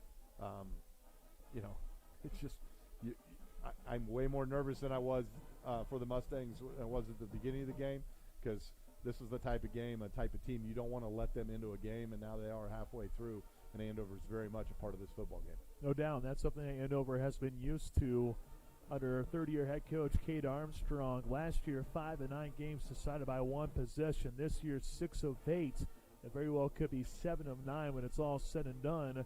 And 15 of the 27 games under Coach Armstrong, those games have been decided by 1 possession. Safe to say that our impact performance of the first half, presented by the Salina Regional Orthopedic and Sports Medicine Clinic, it definitely goes to both defenses, as we have a 7-all game after 2 quarters of action. Let's take a 3-minute timeout. We'll come back and take a look at the Salina Surgical scoreboard. You're listening to Mustang Football. Area athletes and even weekend warriors have a big home field advantage. Salina Regional's Orthopedic and Sports Medicine Clinic, working with athletes of every level to help prevent injuries or to heal through surgery and rehabilitation. You can count on Salina Regional Orthopedic and Sports Medicine to get you back in the game. Led by orthopedic surgeons Drs. Timothy Hawks and Travis Rump, and sports medicine physician Dr. Matthew Pyle, along with an A-team of certified athletic trainers and physical therapists, Salina Regional Orthopedic and Sports Medicine provides athletes with the highest quality, most timely care. At the school, on the field, or in our clinic, we're ready wherever and whenever you need us to help you get back in the game and keep you in the game. Salina Regional Orthopedic and Sports Medicine Clinic. The home field advantage starts here. Visit us at salinaregionalsportsmedicine.com. When you buy a new or used vehicle, you want a great deal. Marshall Motors in Salina is a third-generation dealer celebrating more than 90 years in business. Come see why so many folks have put their trust in Marshall Motors for nearly a century. Located on South 9th Street or online at marshallmotor.com. Lowest rates, flexible plans, exceptional customer service, and coverage for everywhere you are. Say goodbye to being just a number. Say hello to something different at Next Tech Wireless. Vanderbilt's in South Salina has the largest in-stock boot inventory in Kansas, and their jean inventory's in the thousands. Their scrub selection at Vanderbilt's is second to none. That's Vanderbilt's in Salina, where a gift card is always the right size. Proud to support our youth. Remember, honesty is the only investment that never fails. Call or stop by Wells Fargo Advisors at 118 West Iron, downtown Salina, 825-4636. Wells Fargo Advisors is a trade name used by Wells Fargo Clearing Services, LLC, a member of the SIPC. At Mocha's, they get it. They understand your morning cup of coffee is more than just coffee. Mocha's knows that your favorite coffee drink is the only way to make your day flow. Fresh coffee, lattes, sandwiches, and more. Mocha's with 2 Salina locations, 916 East Crawford and 2424 South 9th, next to Freddy's. Gibson's Ace Hardware Home Center in Salina and Clay Center is owned and operated by the Jones family. The Jones family has served Salina and Clay Center areas for over 55 years with sporting goods, paint, plumbing, and hardware. Ace is the place for hardware and sporting goods. Your dream is out there. Protect it with American Family Insurance. Contact New Schaefer & Associates Incorporated today and dream fearlessly because Darren New Schaefer and American Family Insurance have you protected. The New Schaefer & Associates Incorporated agency is located at 1528 East Iron Avenue in Salina. American Family Insurance. Your home for the Salina Central Mustangs. Sports Radio 1150 KSAL. Salina, a Rockingham media station.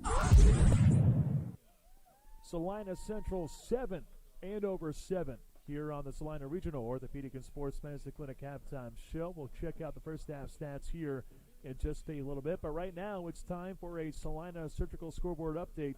Opening their doors in 1999, Salina Surgical Hospital is proud to be partially physician-owned. From outpatient procedures to inpatient stays, talk to your doctor about having your next procedure at Salina Surgical Hospital. Serving Salina and their surrounding communities, Salina Surgical is 20 years strong. Everyone knows that Michael St. John is the host of the Wheat State Scoreboard Show. So, Michael, I'm stealing your thunder, but I think I'm going to I have to. I'm sorry. I just got to get to some postseason scores here. Although this is a cross-district game, Smoky Valley leads Wichita Trinity 21-0. I assume that's at the half, but I haven't received clarification within my group messaging here. McPherson leads Abilene 49-0 at the half. It's a rematch of a game that took place in the regular season. Cimarron with a 20-0 lead over Minneapolis. That game has reached halftime. Maize South 17, Salina South 0. That is down in Maize as the Mavericks lead the Salina South Cougars at the break. Plainville 35, Sacred Heart 0. That's at the end of the first quarter. And El Saline with a narrow 7-0 lead over Oakley. That game is at the half. As for other scores, just across the Sunflower State at halftime, Fort Scott leads Chanute 14-0. Riley County with an 8-6 lead over Pleasant Ridge. Augusta 13, Coffeyville 0. This is a final. Clifton Clyde 66, Hoxie 20. and these games are in the second quarter. Dodge City and Campus. Dodge City leads 20-13 at the break. Junction City is up 27-0 over Wichita Southeast in the second quarter. Beloit all over Larned 30-0. Manhattan 28, Hutch 7. And this is a game that I was very curious on. I was really curious to see if this would be a competitive ball game. And the Hayden Wildcats are just rolling Sabetha at the moment, 21-0. That is in the second quarter. Let me see if I can get a few more local scores here by going to our scoreboard on KSAL.com. I do have an update for Smoky Valley. 41-0 is the score in the second quarter. And that is the only score that I see that we have reported on KSAL.com. As for games last night, Solomon falls to Madison 57-0. Donovan West over Teskett 47-0. Canton Gava 46-0 over Chase County. Valley Falls beats Harrington 58-12. And Lincoln falls to Rollins County 62-14. There is basketball going on.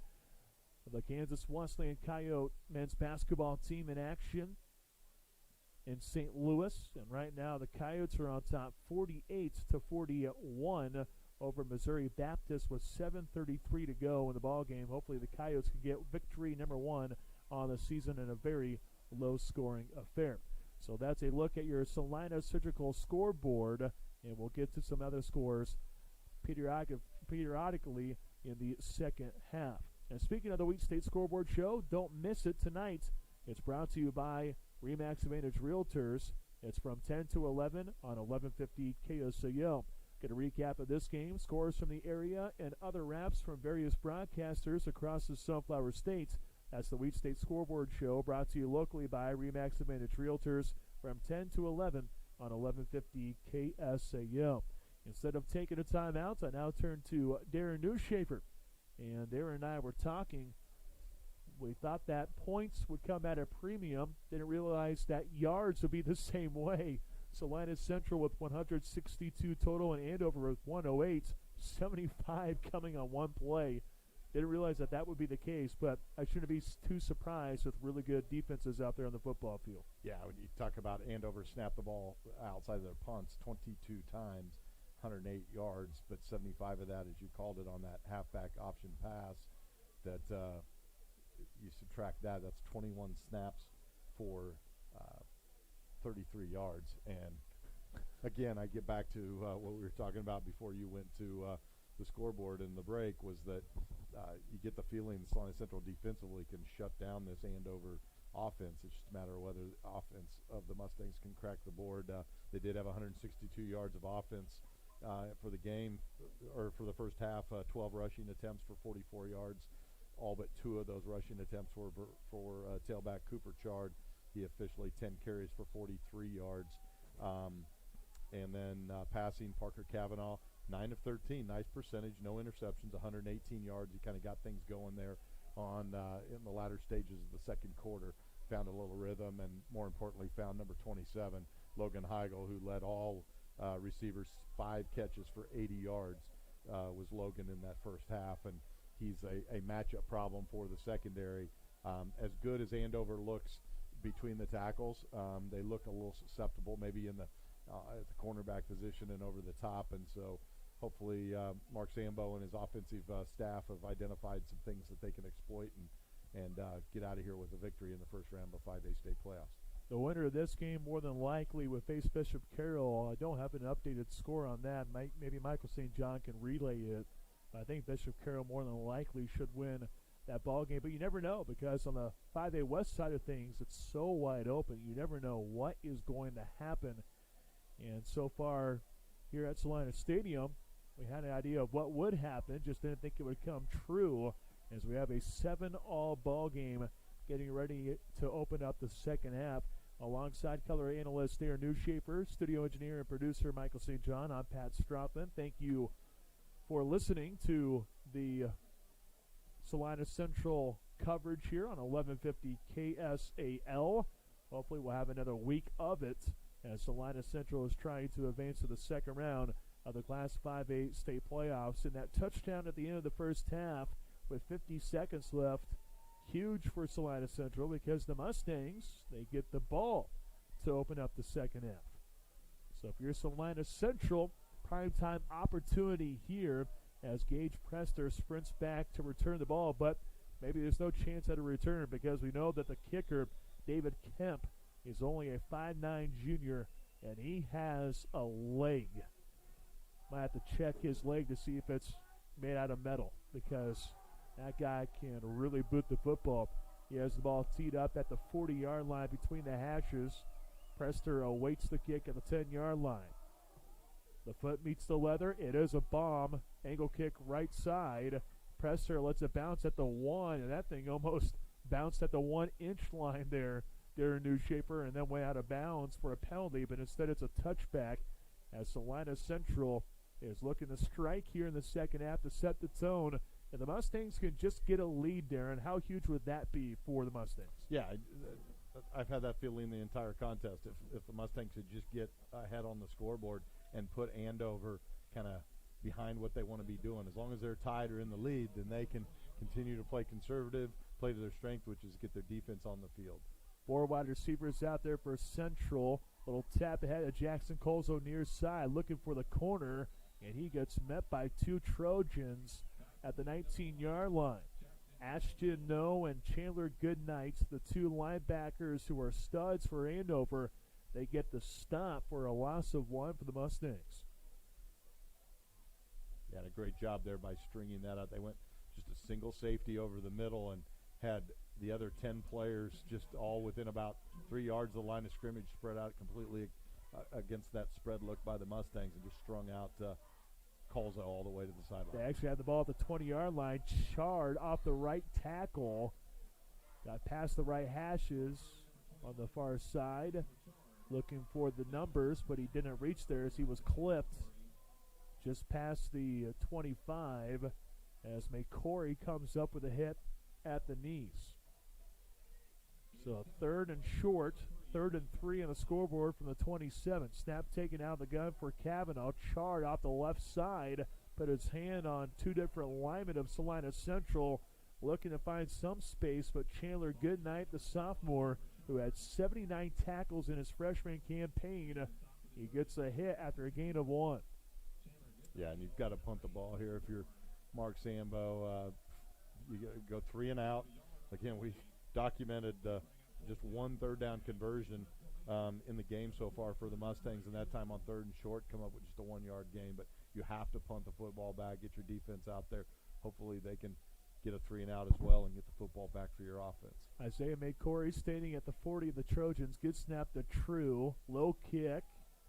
Bounces at the 47. McCory up the middle of 40 to the right hashes, and he's tag-teamed by 2 Mustangs. Cooper Chard leading the way with a stick at the 45-yard line.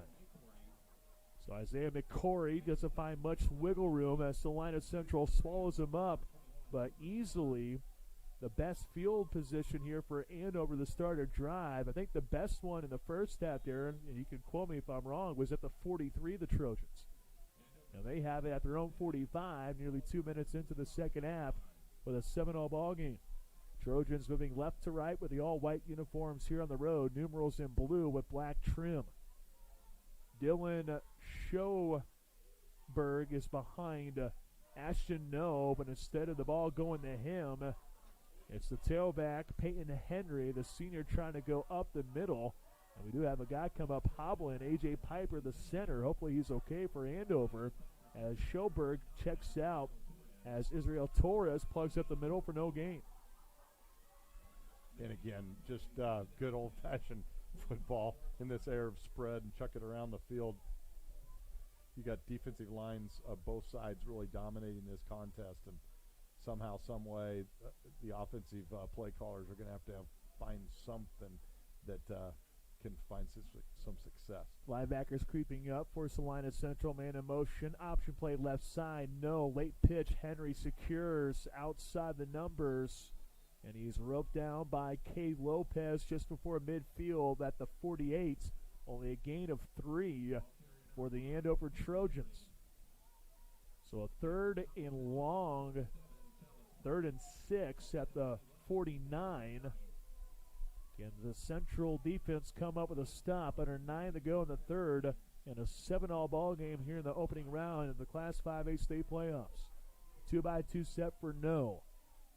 Tailback off his right hip. Henry sprinting in motion. It's Max Middleton off the left guard. Tries to slither up down the left hashes, but Torres went low and clipped him. Now Andover does get the ball to Central territory at the 49, but it's just a gain of 2. A 4th and 4. What do you do here if you're Coach Kate Armstrong?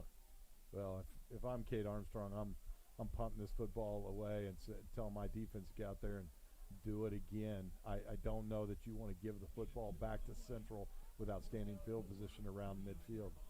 No is in the gun, trying to go with a hard count. More than likely, he'll step back and do a rugby-style kick.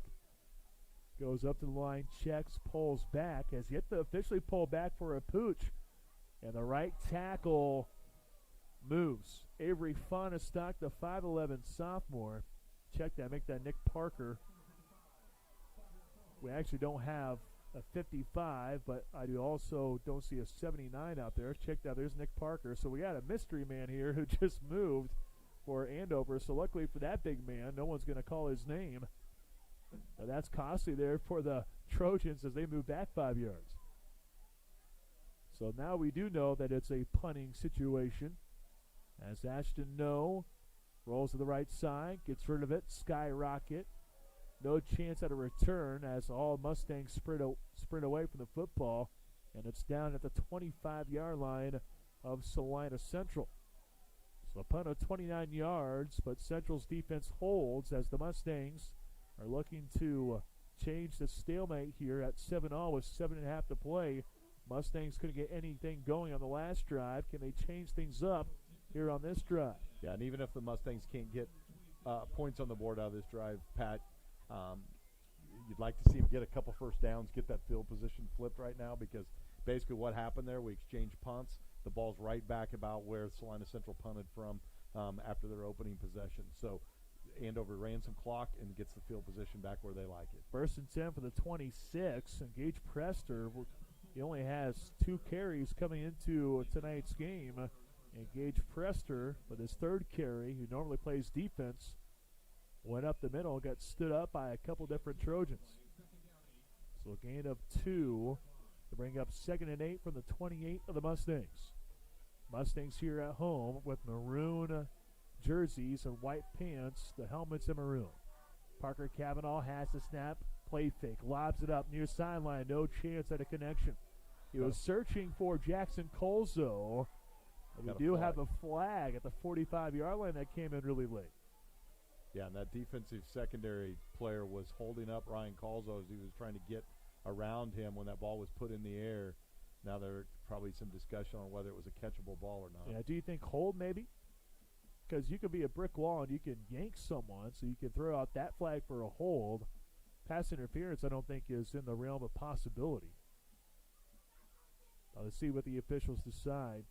That ball was thrown so high up in the air that I don't think it'll be a PI, but if you want to call a hold, I get it.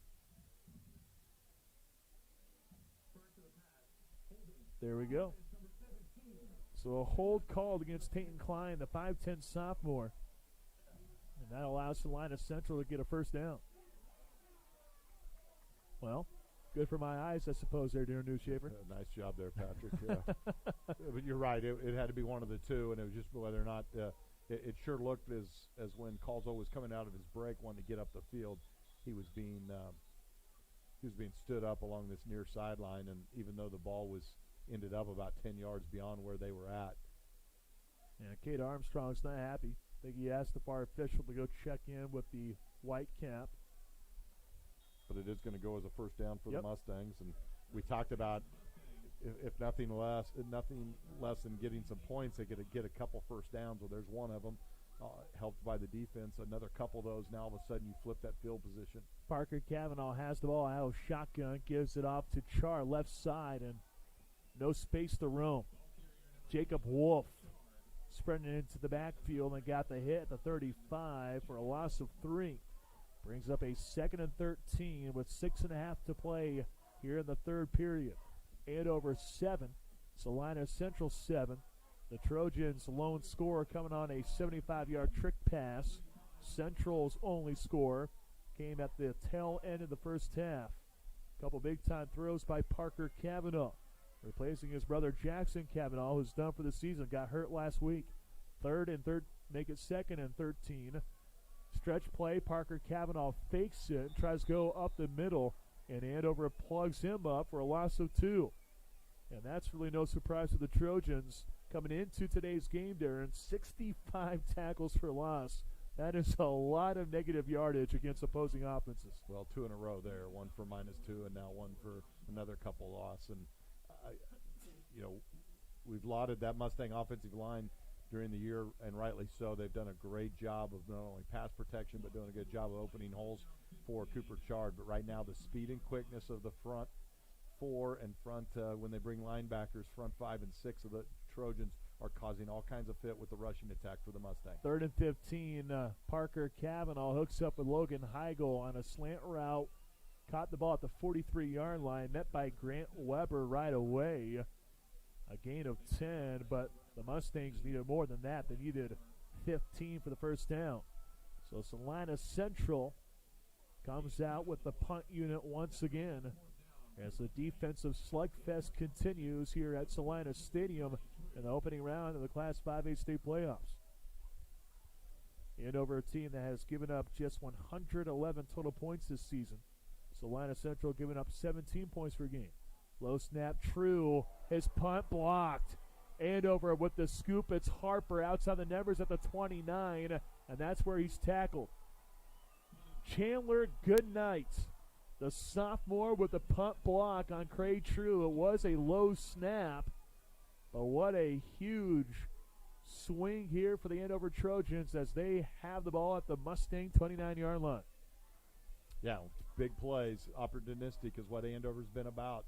Got a big play on the first half offensively on the halfback option pass that went for 75 and a touchdown.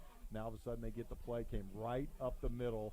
Was that punt block? I didn't get the number, but he came straight up, just basically like followed the snap to Cray True, and all of a sudden Andover gets the break that they needed to try to take the lead. And a little receiver reverse near side. That's McCory, finds a crease to the 25, and he moves the ball outside the right hashes near the 20-yard line. Looks like his knee touched there for a gain of 9. Quentin Stewart is the one who got the hit. Thank goodness he was there because they had a chance to go for 6. Andover 7, Salina Central 7, 4:15 remaining in the third period. Andover with the ball at the very start of the next stick wireless red zone. 2 receivers left, 1 right. Split backs for Ashton No. Now the 2 backs move in motion. They get set up. Now McCory sweeps to the far side, gets the ball on the jet sweep, has the corner to the 15, to the 10, and he's tripped up at the last second by Torres down at the 8-yard line, pick up a 12, and the Andover Trojans, they sense that this is their time to strike to try to take the lead and maybe take it for good. Yeah, well-designed play and execution there for Andover. Just their 4th first down of this contest offensively, but now inside the red zone, deep inside the red zone, inside the 10, 1st and goal. Henry behind the right tackle, the right side. McCory sprinting near side. No keeps it after the fake, and he runs right into a pile of Mustangs. Tallis Price was right there for the hits. No maybe gets back to the line of scrimmage if he's lucky. Maybe he got to the 7-yard line, and that is the case to bring up a 2nd and goal from the 7. 3:12 to go, and the third stanza. Andover 7, Salina Central 7. Can the Mustangs get a goal line stop, much like what the Andover Trojans did on the first offensive drive for the Maroon and Silver here at Salina Stadium? 2nd and goal from the 7-yard line. 2 receivers right and left for Ashton No. Spurting in motion, Henry. Pitch play to the right side. Henry to the 5. Cuts up, dives to the goal line, and he breaks the plane for a Trojan touchdown. The punt block by Chandler Goodnight sets up a 7-yard run by Peyton Henry on the option play. And for the second time here tonight, the Trojans are on top, 13-7. Yeah, and just really great job of blocking at the point of attack. The receivers for the Trojans did an awesome job of getting a hat-on hat and staying on those blocks. And then Peyton Henry just read the blocks, kind of weaved in and out. That should have been a false start. Yeah, that should have been a false start, but I don't see a flag, and the PAT is through for David Kemp. 14-7 Andover over Salina Central. 2:42 left in the third quarter. We'll be back after 30. You're listening to Mustang Football. Is your property properly insured? Be sure with American Family Insurance Agent Lori Diebold. From auto, home, and life insurance to farm and ranch, workman's comp, and umbrella policies, Lori's got you covered. Insured? Be sure with Lori. 1931 South Ohio in Salina. Are you planning to buy or sell a home or business? Ask for Emma. Emma Bixby, a licensed realtor with Coldwell Banker Antrim Piper Wenger Realtors, is eager to put her years of experience and real estate knowledge to work for you. Remember, real estate dilemma? Just ask for Emma. Salina Central and a slugfest with Andover. In such a low-scoring affair, every big play counts. Andover has two big ones here tonight. The first one was a 75-yard touchdown pass by wide receiver Max Smith to Harper Jones. That was the game's first score of the night. And then Chandler Goodnight, a punt block recovered at the 29 of Salina Central. A few plays later, Andover reclaiming the lead with a Peyton Henry 7-yard scamper. 14-7 your score, 2:42 left here in the third period, as David Kemp angles the kick to the far side and boots it into the end zone for another touchback. Well, Darren, the average starting position for Central in the first half was at the Mustang 45-yard line here in the second half, starting about their own 20-25. Big difference here in the second half. Yeah, third possession, they start at the 20, the 25, and the 20, whereas Andover has started at their 43, their 45, and then following the punt block at the Mustang 25, and so kind of a reversal of what we saw in the first half. Peyton Cavanaugh, Parker Cavanaugh floats to the right side. Heigl has the ball on the screen play outside the far numbers 30, 35, 40 into Andover territory, and he's out of bounds. Near the 45, they mark him out at the 46 of the Trojans. A gain of 34 on a wide receiver screen. They actually move the ball to the 41 to make it a pickup of 39 for the Mustangs. Well, now they bring it back to the 46. You'll get it right here. But one of these days, that's not your fault. I'm following their Pat. official. That's the official's fault, folks. He was all over it. Good gravy. They're making me work here tonight, that's for darn sure. But hey, Salina Central with a big play. Can the Mustangs capitalize? 1st and 10 for the Andover 46. Trips left and a flag comes out. False start. So after a little momentum, the Mustangs move backward. It's Easy Jackson who dropped the pass in the first half. That should have gone for 6. Ball was once in Trojan territory. Back to the Mustangs side of the football at the 49. 2nd and 15, 2:29 left in the third. 14-7 Andover. Plenty of time left here for the Mustangs. They don't have to freak out. But Andover is certainly making some big plays. Logan Heigl just had a big one. How can the Mustangs respond?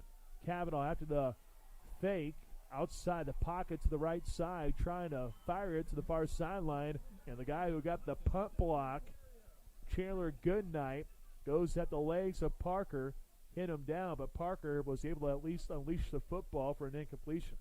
Yeah, now Andover's just basically saying we're going to send linebackers. That time they looped Chandler Goodnight from his inside linebacker position around. It came from the blind side. Parker Cavanaugh fortunate to get rid of that football, and it was near a receiver, so no intentional grounding. But after the big play to Logan Heigl, the false start, now an incomplete pass, 2nd and 15 for the Mustangs. Cavanaugh puts it in the belly of Cooper Chard, who explodes to the hole, but Ashton hangs on for dear life to prevent it from being what could have been a touchdown. Ball stopped at the 43 for a gain of 8. Mustangs get set up quickly. 3rd and 7. Man gets off the field in time. Chart up the middle near the first down marker. The pigskin is at the 36. The FAR official has him marked down at the 36.5. But the middle official puts the ball down right at the first down marker. The two linesmen are arguing literally as they walk in. They are not in agreement where that ball should be spotted. The one on the central sideline, coming off that sideline, had it marked as a first down. The one coming from the Andover had it about a foot short from where he walked in. We'll see what they decide. They're going to go with a measurement. Yeah, it's either a gain of 7 or a gain of 6.5. It would be. I'm sorry. I'm sorry. Go ahead. It Darren. would be just Salina Central's second third down conversion. They were 1 of 8 prior to that play, so we'll see if they are able to convert this. Even if not, it'll be 4th and inches. So I'm sure that Mark Sambo would probably go for it, particularly down by 7. But yeah, where the ball is, the spot, they use the spot here on the near side, and from our vantage point, it's very much a first down, and it is by the nose of a football. Big run for Cooper Chard to rip us 7 yards as the Mustangs continue the drive at the 36 of the Trojans. So now 2 of 9 are the Mustangs, just right on about the average that Andover's given up, 22% on the year of third down conversion. Under 2 minutes to go in the third, 14-7 Andover. Mustangs on the move, though. 1st and 10 for the Trojan 36. Kavanaugh, play action, drops back to throw, pump fakes, fireball down the middle, and he almost had Heigl, but he underthrew it. Had he led Heigl on a deep post, it would have been a touchdown. Instead, Quentin Bourne, the sophomore, able to make up for the lost time, gets the pass break up to bring up 2nd and 10. Yeah, Logan Heigl had easily beaten his man in the secondary. Had a good 2 to 3 steps on him. The ball, if it's thrown more towards the middle of the field, that's probably an easy touchdown reception for Logan Heigl. Instead, Heigl had to stop and wait on it. That allowed the defensive back to make up the ground, and it was there to bat the ball. 4 wide receivers, late blitz, screen pass near side. Jackson secures the ball, runs into a defender at the 31, and goes down right there for a gain of 5. Making the hit is Jacob Wolf. Salina Central inching closer to the next stick wire of this red zone. The pigskin is here on the near hashes at the 31-yard line. A 3rd and 4 coming here for the Mustangs. 2-by-2 set for Kavanaugh. Chard gets drilled in the hole. Chandler Goodnight, he is going to be a player. Just a sophomore, had 79 tackles in his freshman campaign. And his latest stop, no gain on the play for Cooper Chard. We go under a minute left here in the third period. Andover 14, Salina Central 7. 4th and 5 for the 31-yard line. Big play here for the Mustangs. 2-by-2 set. Quentin Stewart in the slot to the right side. Parker Kavanaugh has the ball. Only 3 coming his way. He throws it down the middle, and he overshot Easy Jackson. Jackson was trying to stop at the 20-yard line. He had a couple jerseys around him, but they were well away from him. And Parker Kavanaugh just couldn't drop it in the bucket. Turnover on downs for Salina Central. Yeah, good play call and good execution. Just unable to connect Kavanaugh to Jackson, but Jackson was wide open on the little skinny post. As they had taken, it looked like the deep receiver. Both defenders had gone with him, leaving Jackson open. Easily would have been first down yardage, if not touchdown.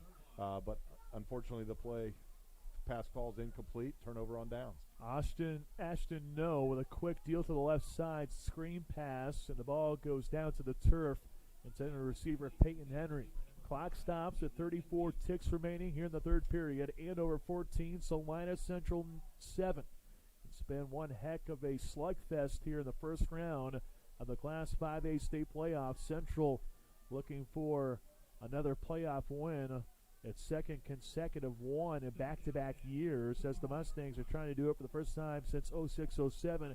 Andover looking for a playoff win for the first time since 2017.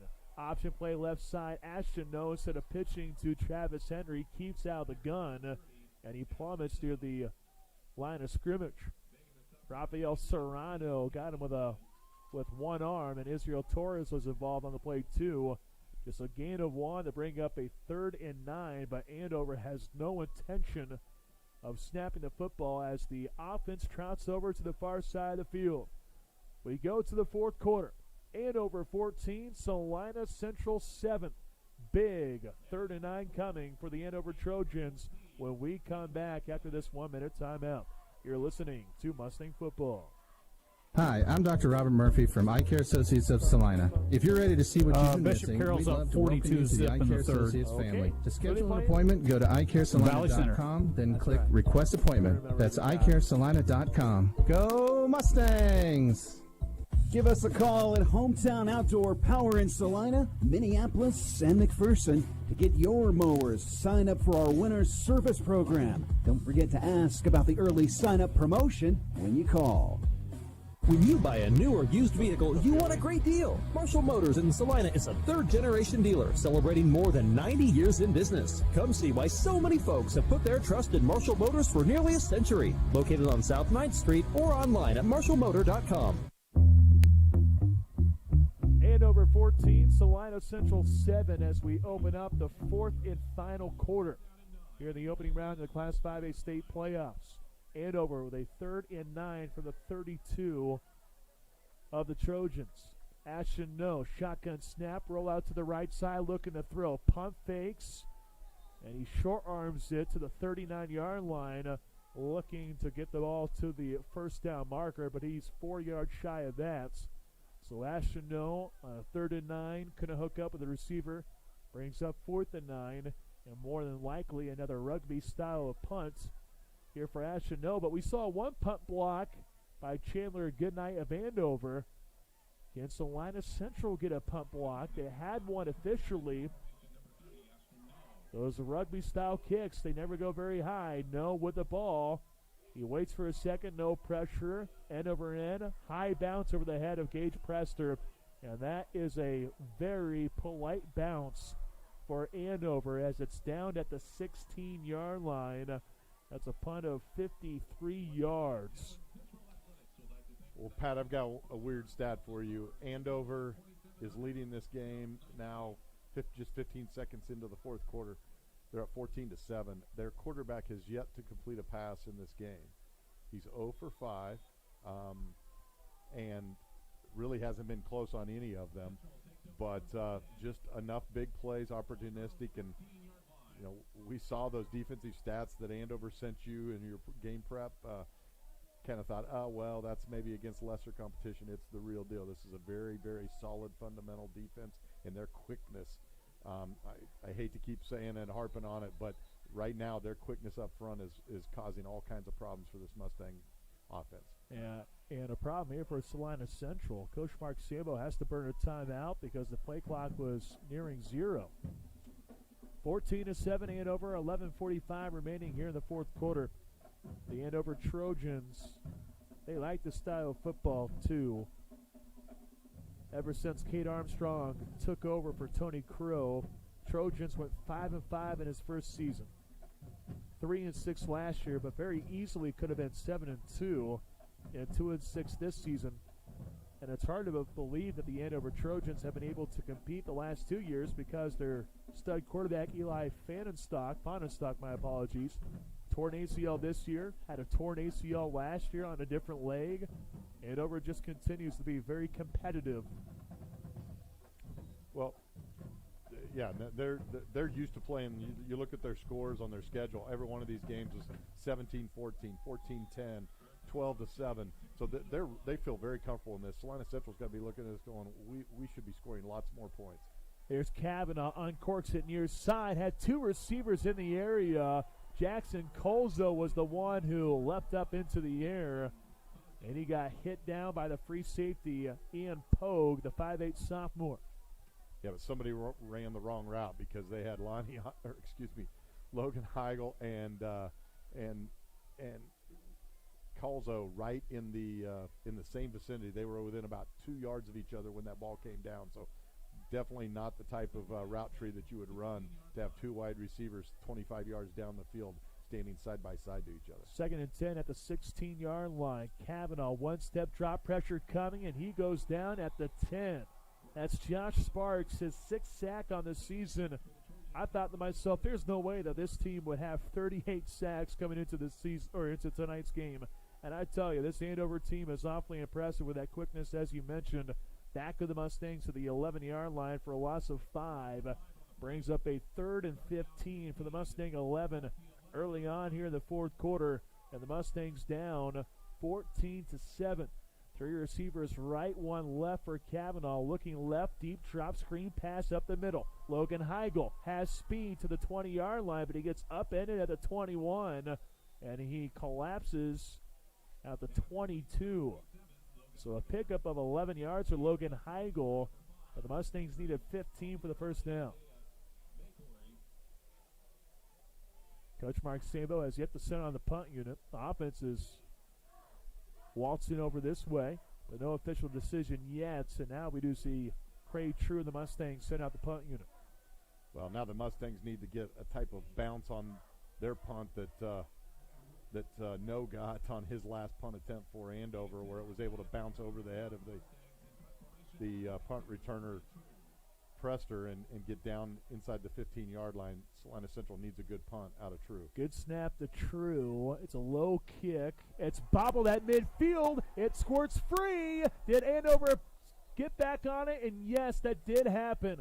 Logan Heigl was right there. That ball squirted right his way, but Isaiah McCory, the junior, able to sprint and get the football. Now we do have two guys who are down here. One for Central and one for Andover. One is down at the 45 of the Mustangs, the other inside the 40 of Central. Dalen McKnight is the one who's rolling around in discomfort for Salina Central. For Andover, don't know the injured Trojan. I do know that Andover gets the football at the 38 after a near gaff on the punt return. Yeah, and just as things have going Andover's way in this ball game, the near gaff turns into about an 18, 20-yard punt return because the punt returner in that situation, McCory, I believe it was. Yep. He touches the football at about his own 45-yard line, and where's this ball resting? It's at the Salina Central 38. So it ends up being about a net 17-yard return, although he only touched it for a split second at the time of the recovery. He never had it in his arms, but it goes down as a 17-yard net return for Andover. And so right now, everything going the way of the Trojans, that was an opportunity for Salina, maybe Central, to turn the tables, just like Andover did on the block punt. Central could have done that same type of thing there on a muff punt, but fortunately for Andover, McCory stays after it, and then a huge collision of about three players, two Mustang defenders and one Andover Trojan, and the Andover Trojan player comes away with the football out of that mass collision at the 38-yard line. Max Smith, the one who threw the 75-yard touchdown. Mentioned now Andover's quarterback, Ashton No, has yet to throw a completion. Well, Max Smith has one. He's 1 for 1 for a 75-yard touchdown. That was our first score in the second quarter. Mustangs answered with a touchdown with 50 seconds to go. Central then received the football in the second half, but the punt block had set up Andover's next score. That gives Andover a 14-7 advantage with 10:03 to go here in the fourth quarter. Sprinting in motion is Henry. Option play right. No keeps. Finds a seam. 25, 30, 20, 10. Up the middle as he found a little seam, and he takes it the distance for a touchdown. 38 yards for Ashton No as he found a spot at the 35, and then the speed took over as he outran three different Mustangs in the second level. Big play for the Trojans. Yeah, that's a backbreaker at the way that things have gone offensively for the Mustangs tonight. Now under 10 minutes to go in this game, you give up really the only big play, rushing the football. Their longest rush of the game prior to that, they did have a 12-yarder, I guess, but besides that, a 7, and then a bunch of 3s and 4s. So to scamper off 38 yards right up the middle of the defense, huge play for Andover. PAT is through. Central needs to string the offense together here. Down 21-7, 9:55 to go in the fourth quarter. Let's take a 30-second pause. You're listening to Mustang Football. Lowest rates, flexible plans, exceptional customer service, and coverage for everywhere you are. Say goodbye to being just a number. Say hello to something different at Next Tech Wireless. Vanderbilt's in South Salina has the largest in-stock boot inventory in Kansas, and their jean inventory's in the thousands. Their scrub selection at Vanderbilt's is second to none. That's Vanderbilt's in Salina, where a gift card is always the right size.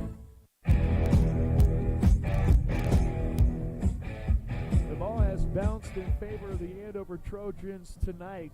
Andover with a trick play on the first score of the night. Max Smith, the wide receiver, to another wide receiver, Harper Jones, on a 75-yard connection midway through the second quarter. Chandler Goodnight then has a punt block late in the third quarter, picked up by Andover at the 29. That set up a 7-yard scamper for Peyton Henry. And then a punt nearly muffed at the 45-yard line by Isaiah McCory. Jumps back on the ball at the 38 of the Mustangs. Next play, Ashton-O, a 38-yard scamper. 21-7 Trojans over the Mustangs. Under 10 to go here in the fourth quarter. Gage Presser returns at the 2-yard line. Sprints up to the 20, and he runs into a brick wall at the 22-yard line. So return to 20, but if you're Salina Central, you're going to have to get some big chunks here, Darren. Now, Central has 2 timeouts left. Trojans have 3. But with the way that this defense has been in the second half, you're going to need to come up with something here in the fourth quarter if you want to continue on here for the 2019 season. Well, and really the only play that's worked successfully all night long has been that tunnel screen to the wide receivers, but even then have been a little disjointed. Oh, there's that screen. Heigl trying to hurdle by a Trojan, and Chandler Goodnight went low and hung on for the tackle outside the near hashes at the 28, gain of 6 yards. If you're Coach Mark Sambo, you almost have to wonder, they like to run tempo. Is it time to run a little bit of tempo? They're starting to slow things down here in the second half. Haven't really gone too much up tempo, but let's see if they can pull something off here, down by 2 touchdowns, and then a couple of penalty flags now fly up for a false start. That's something that we've seen here too, Darren. Maybe that's why Central doesn't go up tempo, is because every time the Mustangs received a good play, a false start would take place against the Mustangs. Yeah, that's now unofficially the 7th penalty on the Mustangs tonight. So just not a clean game from that aspect, and you know, a different guy at quarterback has a little different snap count cadence, and it's throwing the Mustangs off. Kavanaugh throws a double coverage at the 40-yard line. There is an injured Trojan, and Quentin Bourne almost making the INT was Max Middleton, the strong safety. Yeah, and he collided with his own players. You got Bourne and Smith back there, both ran into each other. Heigl, the intended receiver, was already past where those two guys collided, but right now things out of sync for this Mustang offensive unit. And I keep looking at that big number 19 down there, Quentin Stewart. He creates such a mismatch for most guys that are trying to defend him. You'd like to see them find a way to get him the ball in a little out, or just a little bubble type situation, or even just a little hitch, and see if he can break a tackle and then off to the races, because they are loading up the box and they're going one-on-one across the table in the secondary, and so you get Quinn Stewart matched up at his size. You throw something up to him, I like his chances being able to bring the football down. So 3rd and 9 coming at the 23 of the Mustangs as Bourne gets helped off the football field. 8:56 to go in the ball game. Mustangs down 21-7.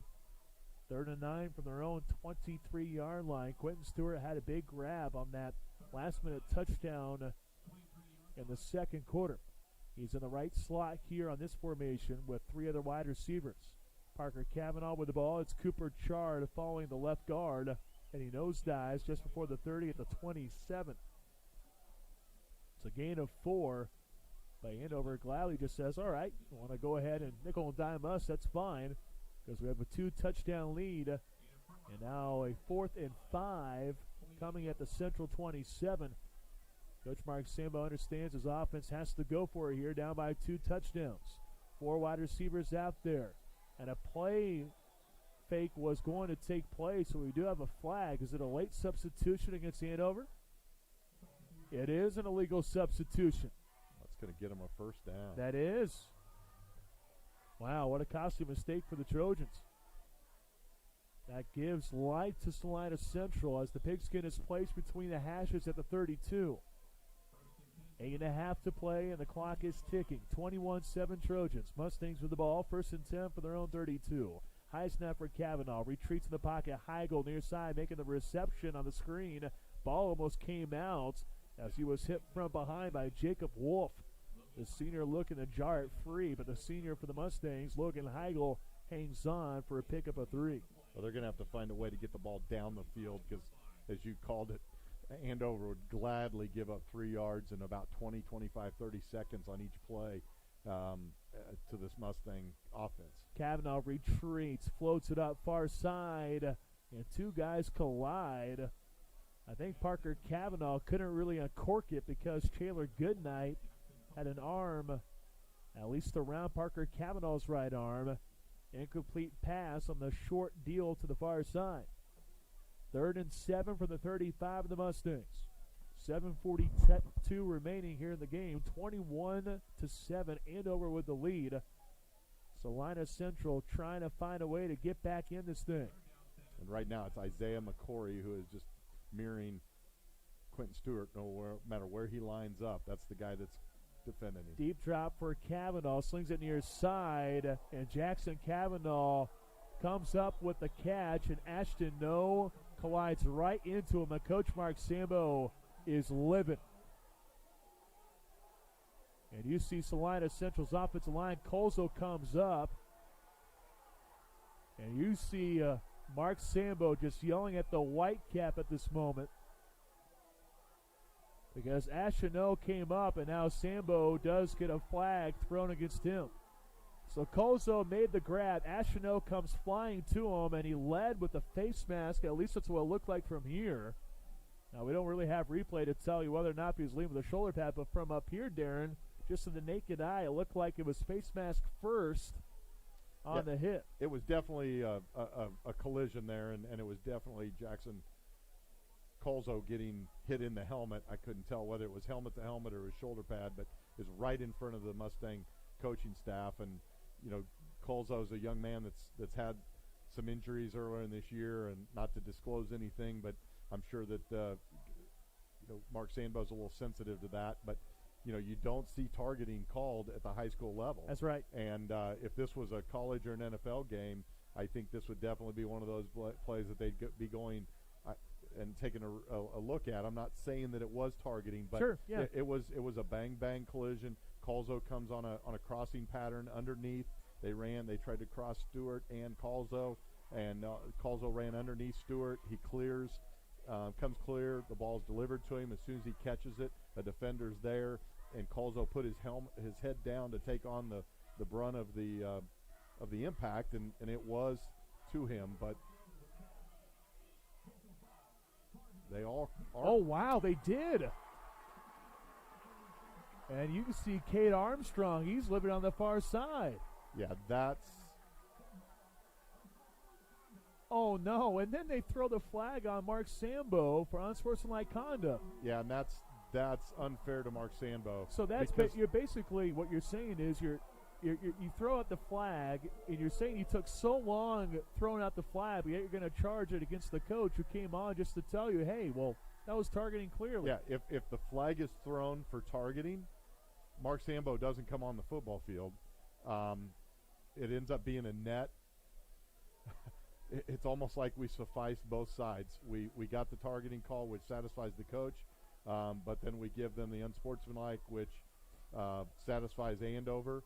And I'm sure Cade Armstrong, I don't blame him at all, because there was no flag thrown during the play or as a result of the play. It wasn't until a good 45 seconds after the play was over, and Mark Sambo was well onto the field, probably well deserving of the unsportsmanlike penalty. Sure. That being said, if the flag is thrown right away at the time that the tackle is made, Mark Sambo is not on the field arguing that call. So I do not get to this point, I've not seen the flag for targeting. No. I'm with you. We saw one They flag threw come one out, and that flag was on at the that very end against threw, Sambo. Yep, they threw one flag on that play, and they called 2 penalties on that one flag. And that one flag was thrown at least 30 to 45 seconds after the play was over. So the way that this works is, so the targeting was called during the play after the catch. So that's an automatic first down for Central, but then you have the 15-yard infraction against Coach Mark Sambo. So the ball doesn't move, but the chains do. So first down for the Mustangs. And now the clock rolls. 21-7, Andover, 3rd and 7. Well, 1st and 10, the scoreboard's late. 1st and 10 from the 37-yard line. High snap for Kavanaugh, quick deal to the left side, and a big hit as the catch was made on the far side. It's the same guy who had the targeting call, but this one was clean from up here. That's Ashton No running into Cooper Chard for a loss of 2. So pads are popping, that is for sure here in this one. 2 really strong defenses, but if you're Salina Central, the Mustangs need to find a way to crack the code against the defense that allows just 14 points per game. First, make it 2nd and long from the 35-yard line. Screen pass to the far side, and Easy Jackson couldn't come up with a grab. Chandler Goodnight was providing pressure on Parker Kavanaugh, and that makes it a 3rd and 12. Yeah, just really impressed with this Andover defense. They are there's not anybody you look out there and go, wow, look at that specimen. That guy intimidates you, or how are we going to stop that guy? But they are a bunch of hard-nosed young men that are just flying all over this field making plays and daring Salina Central to do something offensively. Deep drop for Kavanaugh on a 3rd and 12 from the 35. A throw down the middle, crossing pattern, looking for Logan Heigl, who was well covered by Quentin Bourne. Heigl had his fingertips on the ball, but he couldn't secure it. So a 4th and 12 coming here for the Mustangs.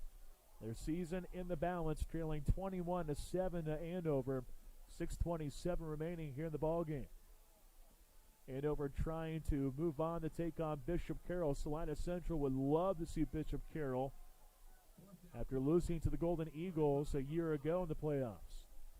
2-by-2 set for Parker Kavanaugh, 4th and 12 from the 35, and a timeout. Coach Mark Sambo was sprinting, and he gets the timeout in. That's the second charge timeout here in the second half. Wonder what Coach Mark Sambo's thinking as he looks at his play call sheet. Haven't really seen much trickery here from Salina Central tonight. Maybe it's time to throw out a trick play on a 4th and 12, but who knows what the play call will be. Well, my guess is they probably came into this game thinking we run our standard stuff and take care of business, and it may be ugly, but we can get out of here with a win. But we talked about you leave a team like Andover in a game like this, they start believing, and then all of a sudden you get 1 or 2 breaks like they've gotten on the not that it was a break on the block punt, but a big play. When the punt protection breaks down, you give up a block punt, a short field turns to a touchdown, and then you get a huge break on the muff punt by McCory that leads to his recovery after almost a 20-yard gain on the muff punt, and then another short field, and bang, like that, one rush by No, and you're up by 2 scores, and now, Andover's out there playing with all kinds of house money. They're just pinning their ears back and coming after it, flying all over this football field right now defensively.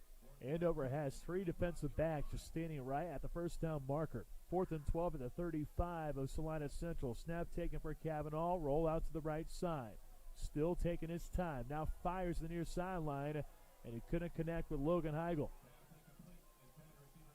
So Andover forces another turnover on downs. Trojans take over at the Mustang 35, sporting a 21-7 advantage, 6:21 to go. And more than likely, you will see Andover just rely on the rushing attack, but that's something that we've seen all night long. Only 1 pass completed tonight, and it went for a touchdown in the second quarter. Yeah, and completed by a wide receiver. So they are 1 of 6 throwing the football for 75 yards. Again, that one completion on I call it a halfback option pass. It was handed off to a receiver coming in motion. Then he stopped and raised up and threw it to one of his fellow wide receivers, who broke a couple tackles and took it the distance. And we knew they weren't going to throw it a whole lot. We thought it was imperative that the Mustangs get up early in the contest and kind of force Andover's hand into doing something they didn't want to, but unfortunately the Mustangs have not been able to do that. They've been playing from behind really since the get-go and really in a deep hole now midway through the third or fourth quarter. Andover calls for a timeout with the play clock nearing 0. Andover that 21-7 advantage with 6:21 on the clock here in the ball game. Don't miss the Wheat State Scoreboard Show, brought to you locally by Remax Advantage Realtors from 10 to 11 tonight here on 1150 KSAL. Get a recap of this game, scores from the area, and other wraps from various broadcasters across the Sunflower State. That's the Wheat State Scoreboard Show, brought to you locally by Remax Advantage Realtors from 10 to 11 here on Sports Radio 1150 KSAL. Alongside color analyst Aaron Newshafer, studio engineer and producer Michael St. John, I'm Pat Stropman. Salina Central trying to win in the Class 5A state playoffs for the second consecutive year, but Andover on top by 2 scores. After the timeout, 1st and 10 for the Mustang 35. Henry sprints in motion far side. Faking the handoff is no, trying to cut back left, and a Mustang falls on him. Israel Torres, the senior, has been all over the football field. Now what could be his final game, the wrap-up comes after a gain of 3. Yeah, and Central down to just one timeout here in this in the game. Andover's staring at that play clock in that north end zone. Just now goes under 20 seconds. You would assume they're going to let every precious second run off the clock. Ashton No takes a snap with 10 on the play clock. Going near side on the top sweep is Max Middleton.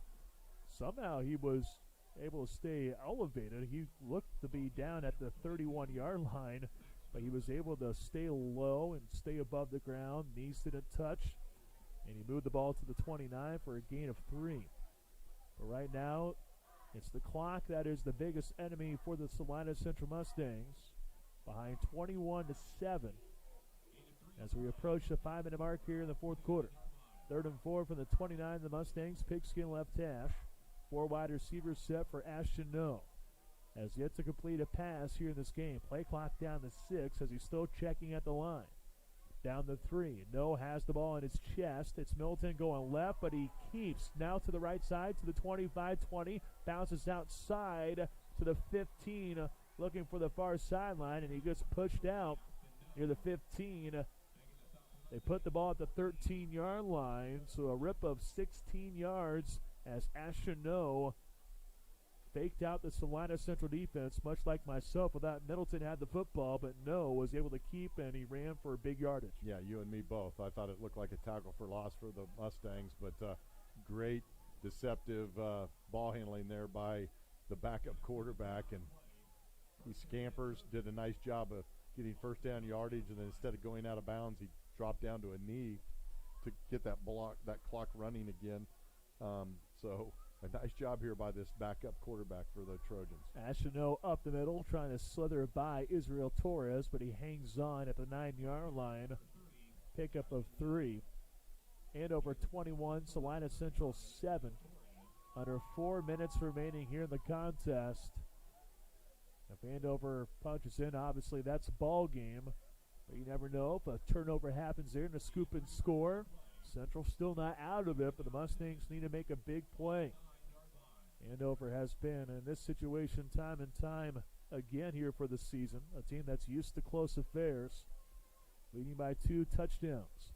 Ashton No on a 2nd and 7 from the 9. Man splits the motion near side and Henry.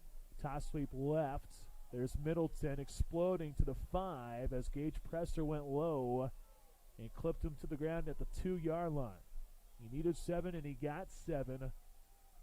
First down for the Trojans.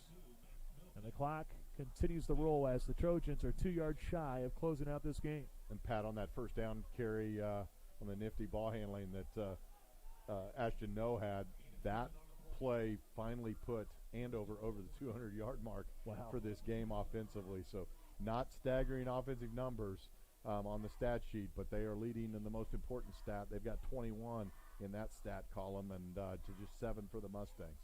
Ashton No. On a first and goal from the 2. Henry in motion in the backfield. Option play to right. Keeping it is No. Goes up the middle. Powers his way in. As that is the clincher here on the road for the Trojans.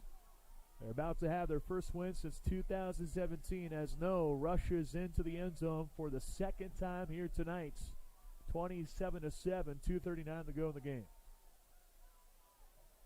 Yeah, and tip of the cap to Kate Armstrong and that coaching staff.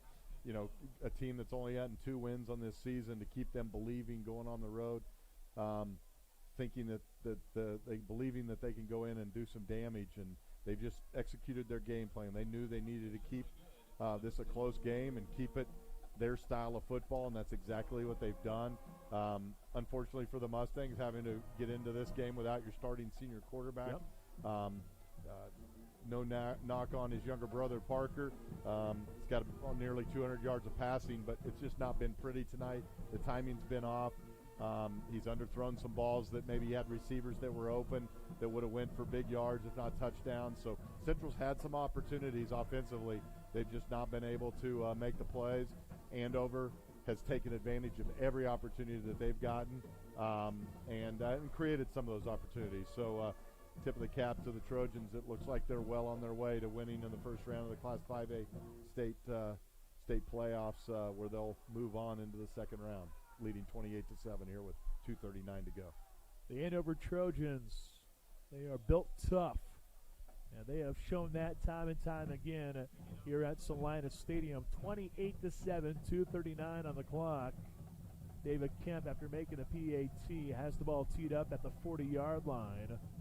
Gage Prester awaiting the return at the 5 as Kemp lets it fly end over end. Prester backpedaling, returning at the 1, bobbles, now picks it up. 10-yard line near side, and he gets spun down at the 15.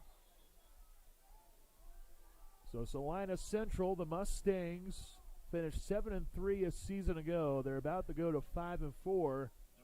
Nice thing is for Salina Central, you can say a couple things. One is you've had back-to-back winning seasons for the first time since 2010-2011. And throughout the season, Salina Central gave up 25 points or more in just 3 games, one against Derby, one against Mays, and now here tonight versus Andover. Cooper Chard comes out, and now Parker Cavanaugh arrives late. Thought for a second we would see a Wildcat. A 1st and 10 for the 16. Cavanaugh takes the snap. Blitz coming. Roll out to the left side. Chucks it down the middle. There's Quentin Stewart with a grab outside the far hashes at the 20. And he pushes the ball to the 29 as we have some late pushing and shoving now. Quentin Stewart is trying to get guys off of him. And he extended the arms. Thank goodness for no penalty flag as the ball is placed to the 29 after a gain of 12. 1st and 10 from the 29. Cavanaugh, 3-step drop. Fires it near side, and it's picked up. That's Isaiah McCory, who's had himself a dandy of a game. And his second INT on the season. Almost a flag thrown out here by the near official as McCory celebrated a little bit and pointed at the Salina Central sideline. But the touchdown wasn't the game-sealing play. That sure was, as Parker Cavanaugh throws his second INT this season. Yeah, and just another ball that was late and hung in the air. It looked like Quentin Stewart had McCory beat and had a good position for him, but the ball just hung in the air and allowed McCory to break on it. And a nice job of reading it, getting underneath there and coming up with the interception. And he knew possession was way more important than points. After he got it, he just ran straight out of bounds, handed the ball to the official, and headed off to celebrate with his teammates. 1st and 10 for the 33. Tot sweep right side. Max Middleton turns the corner. Spins inside the 25, and he nosedives at the 20-yard line for a rip of 13.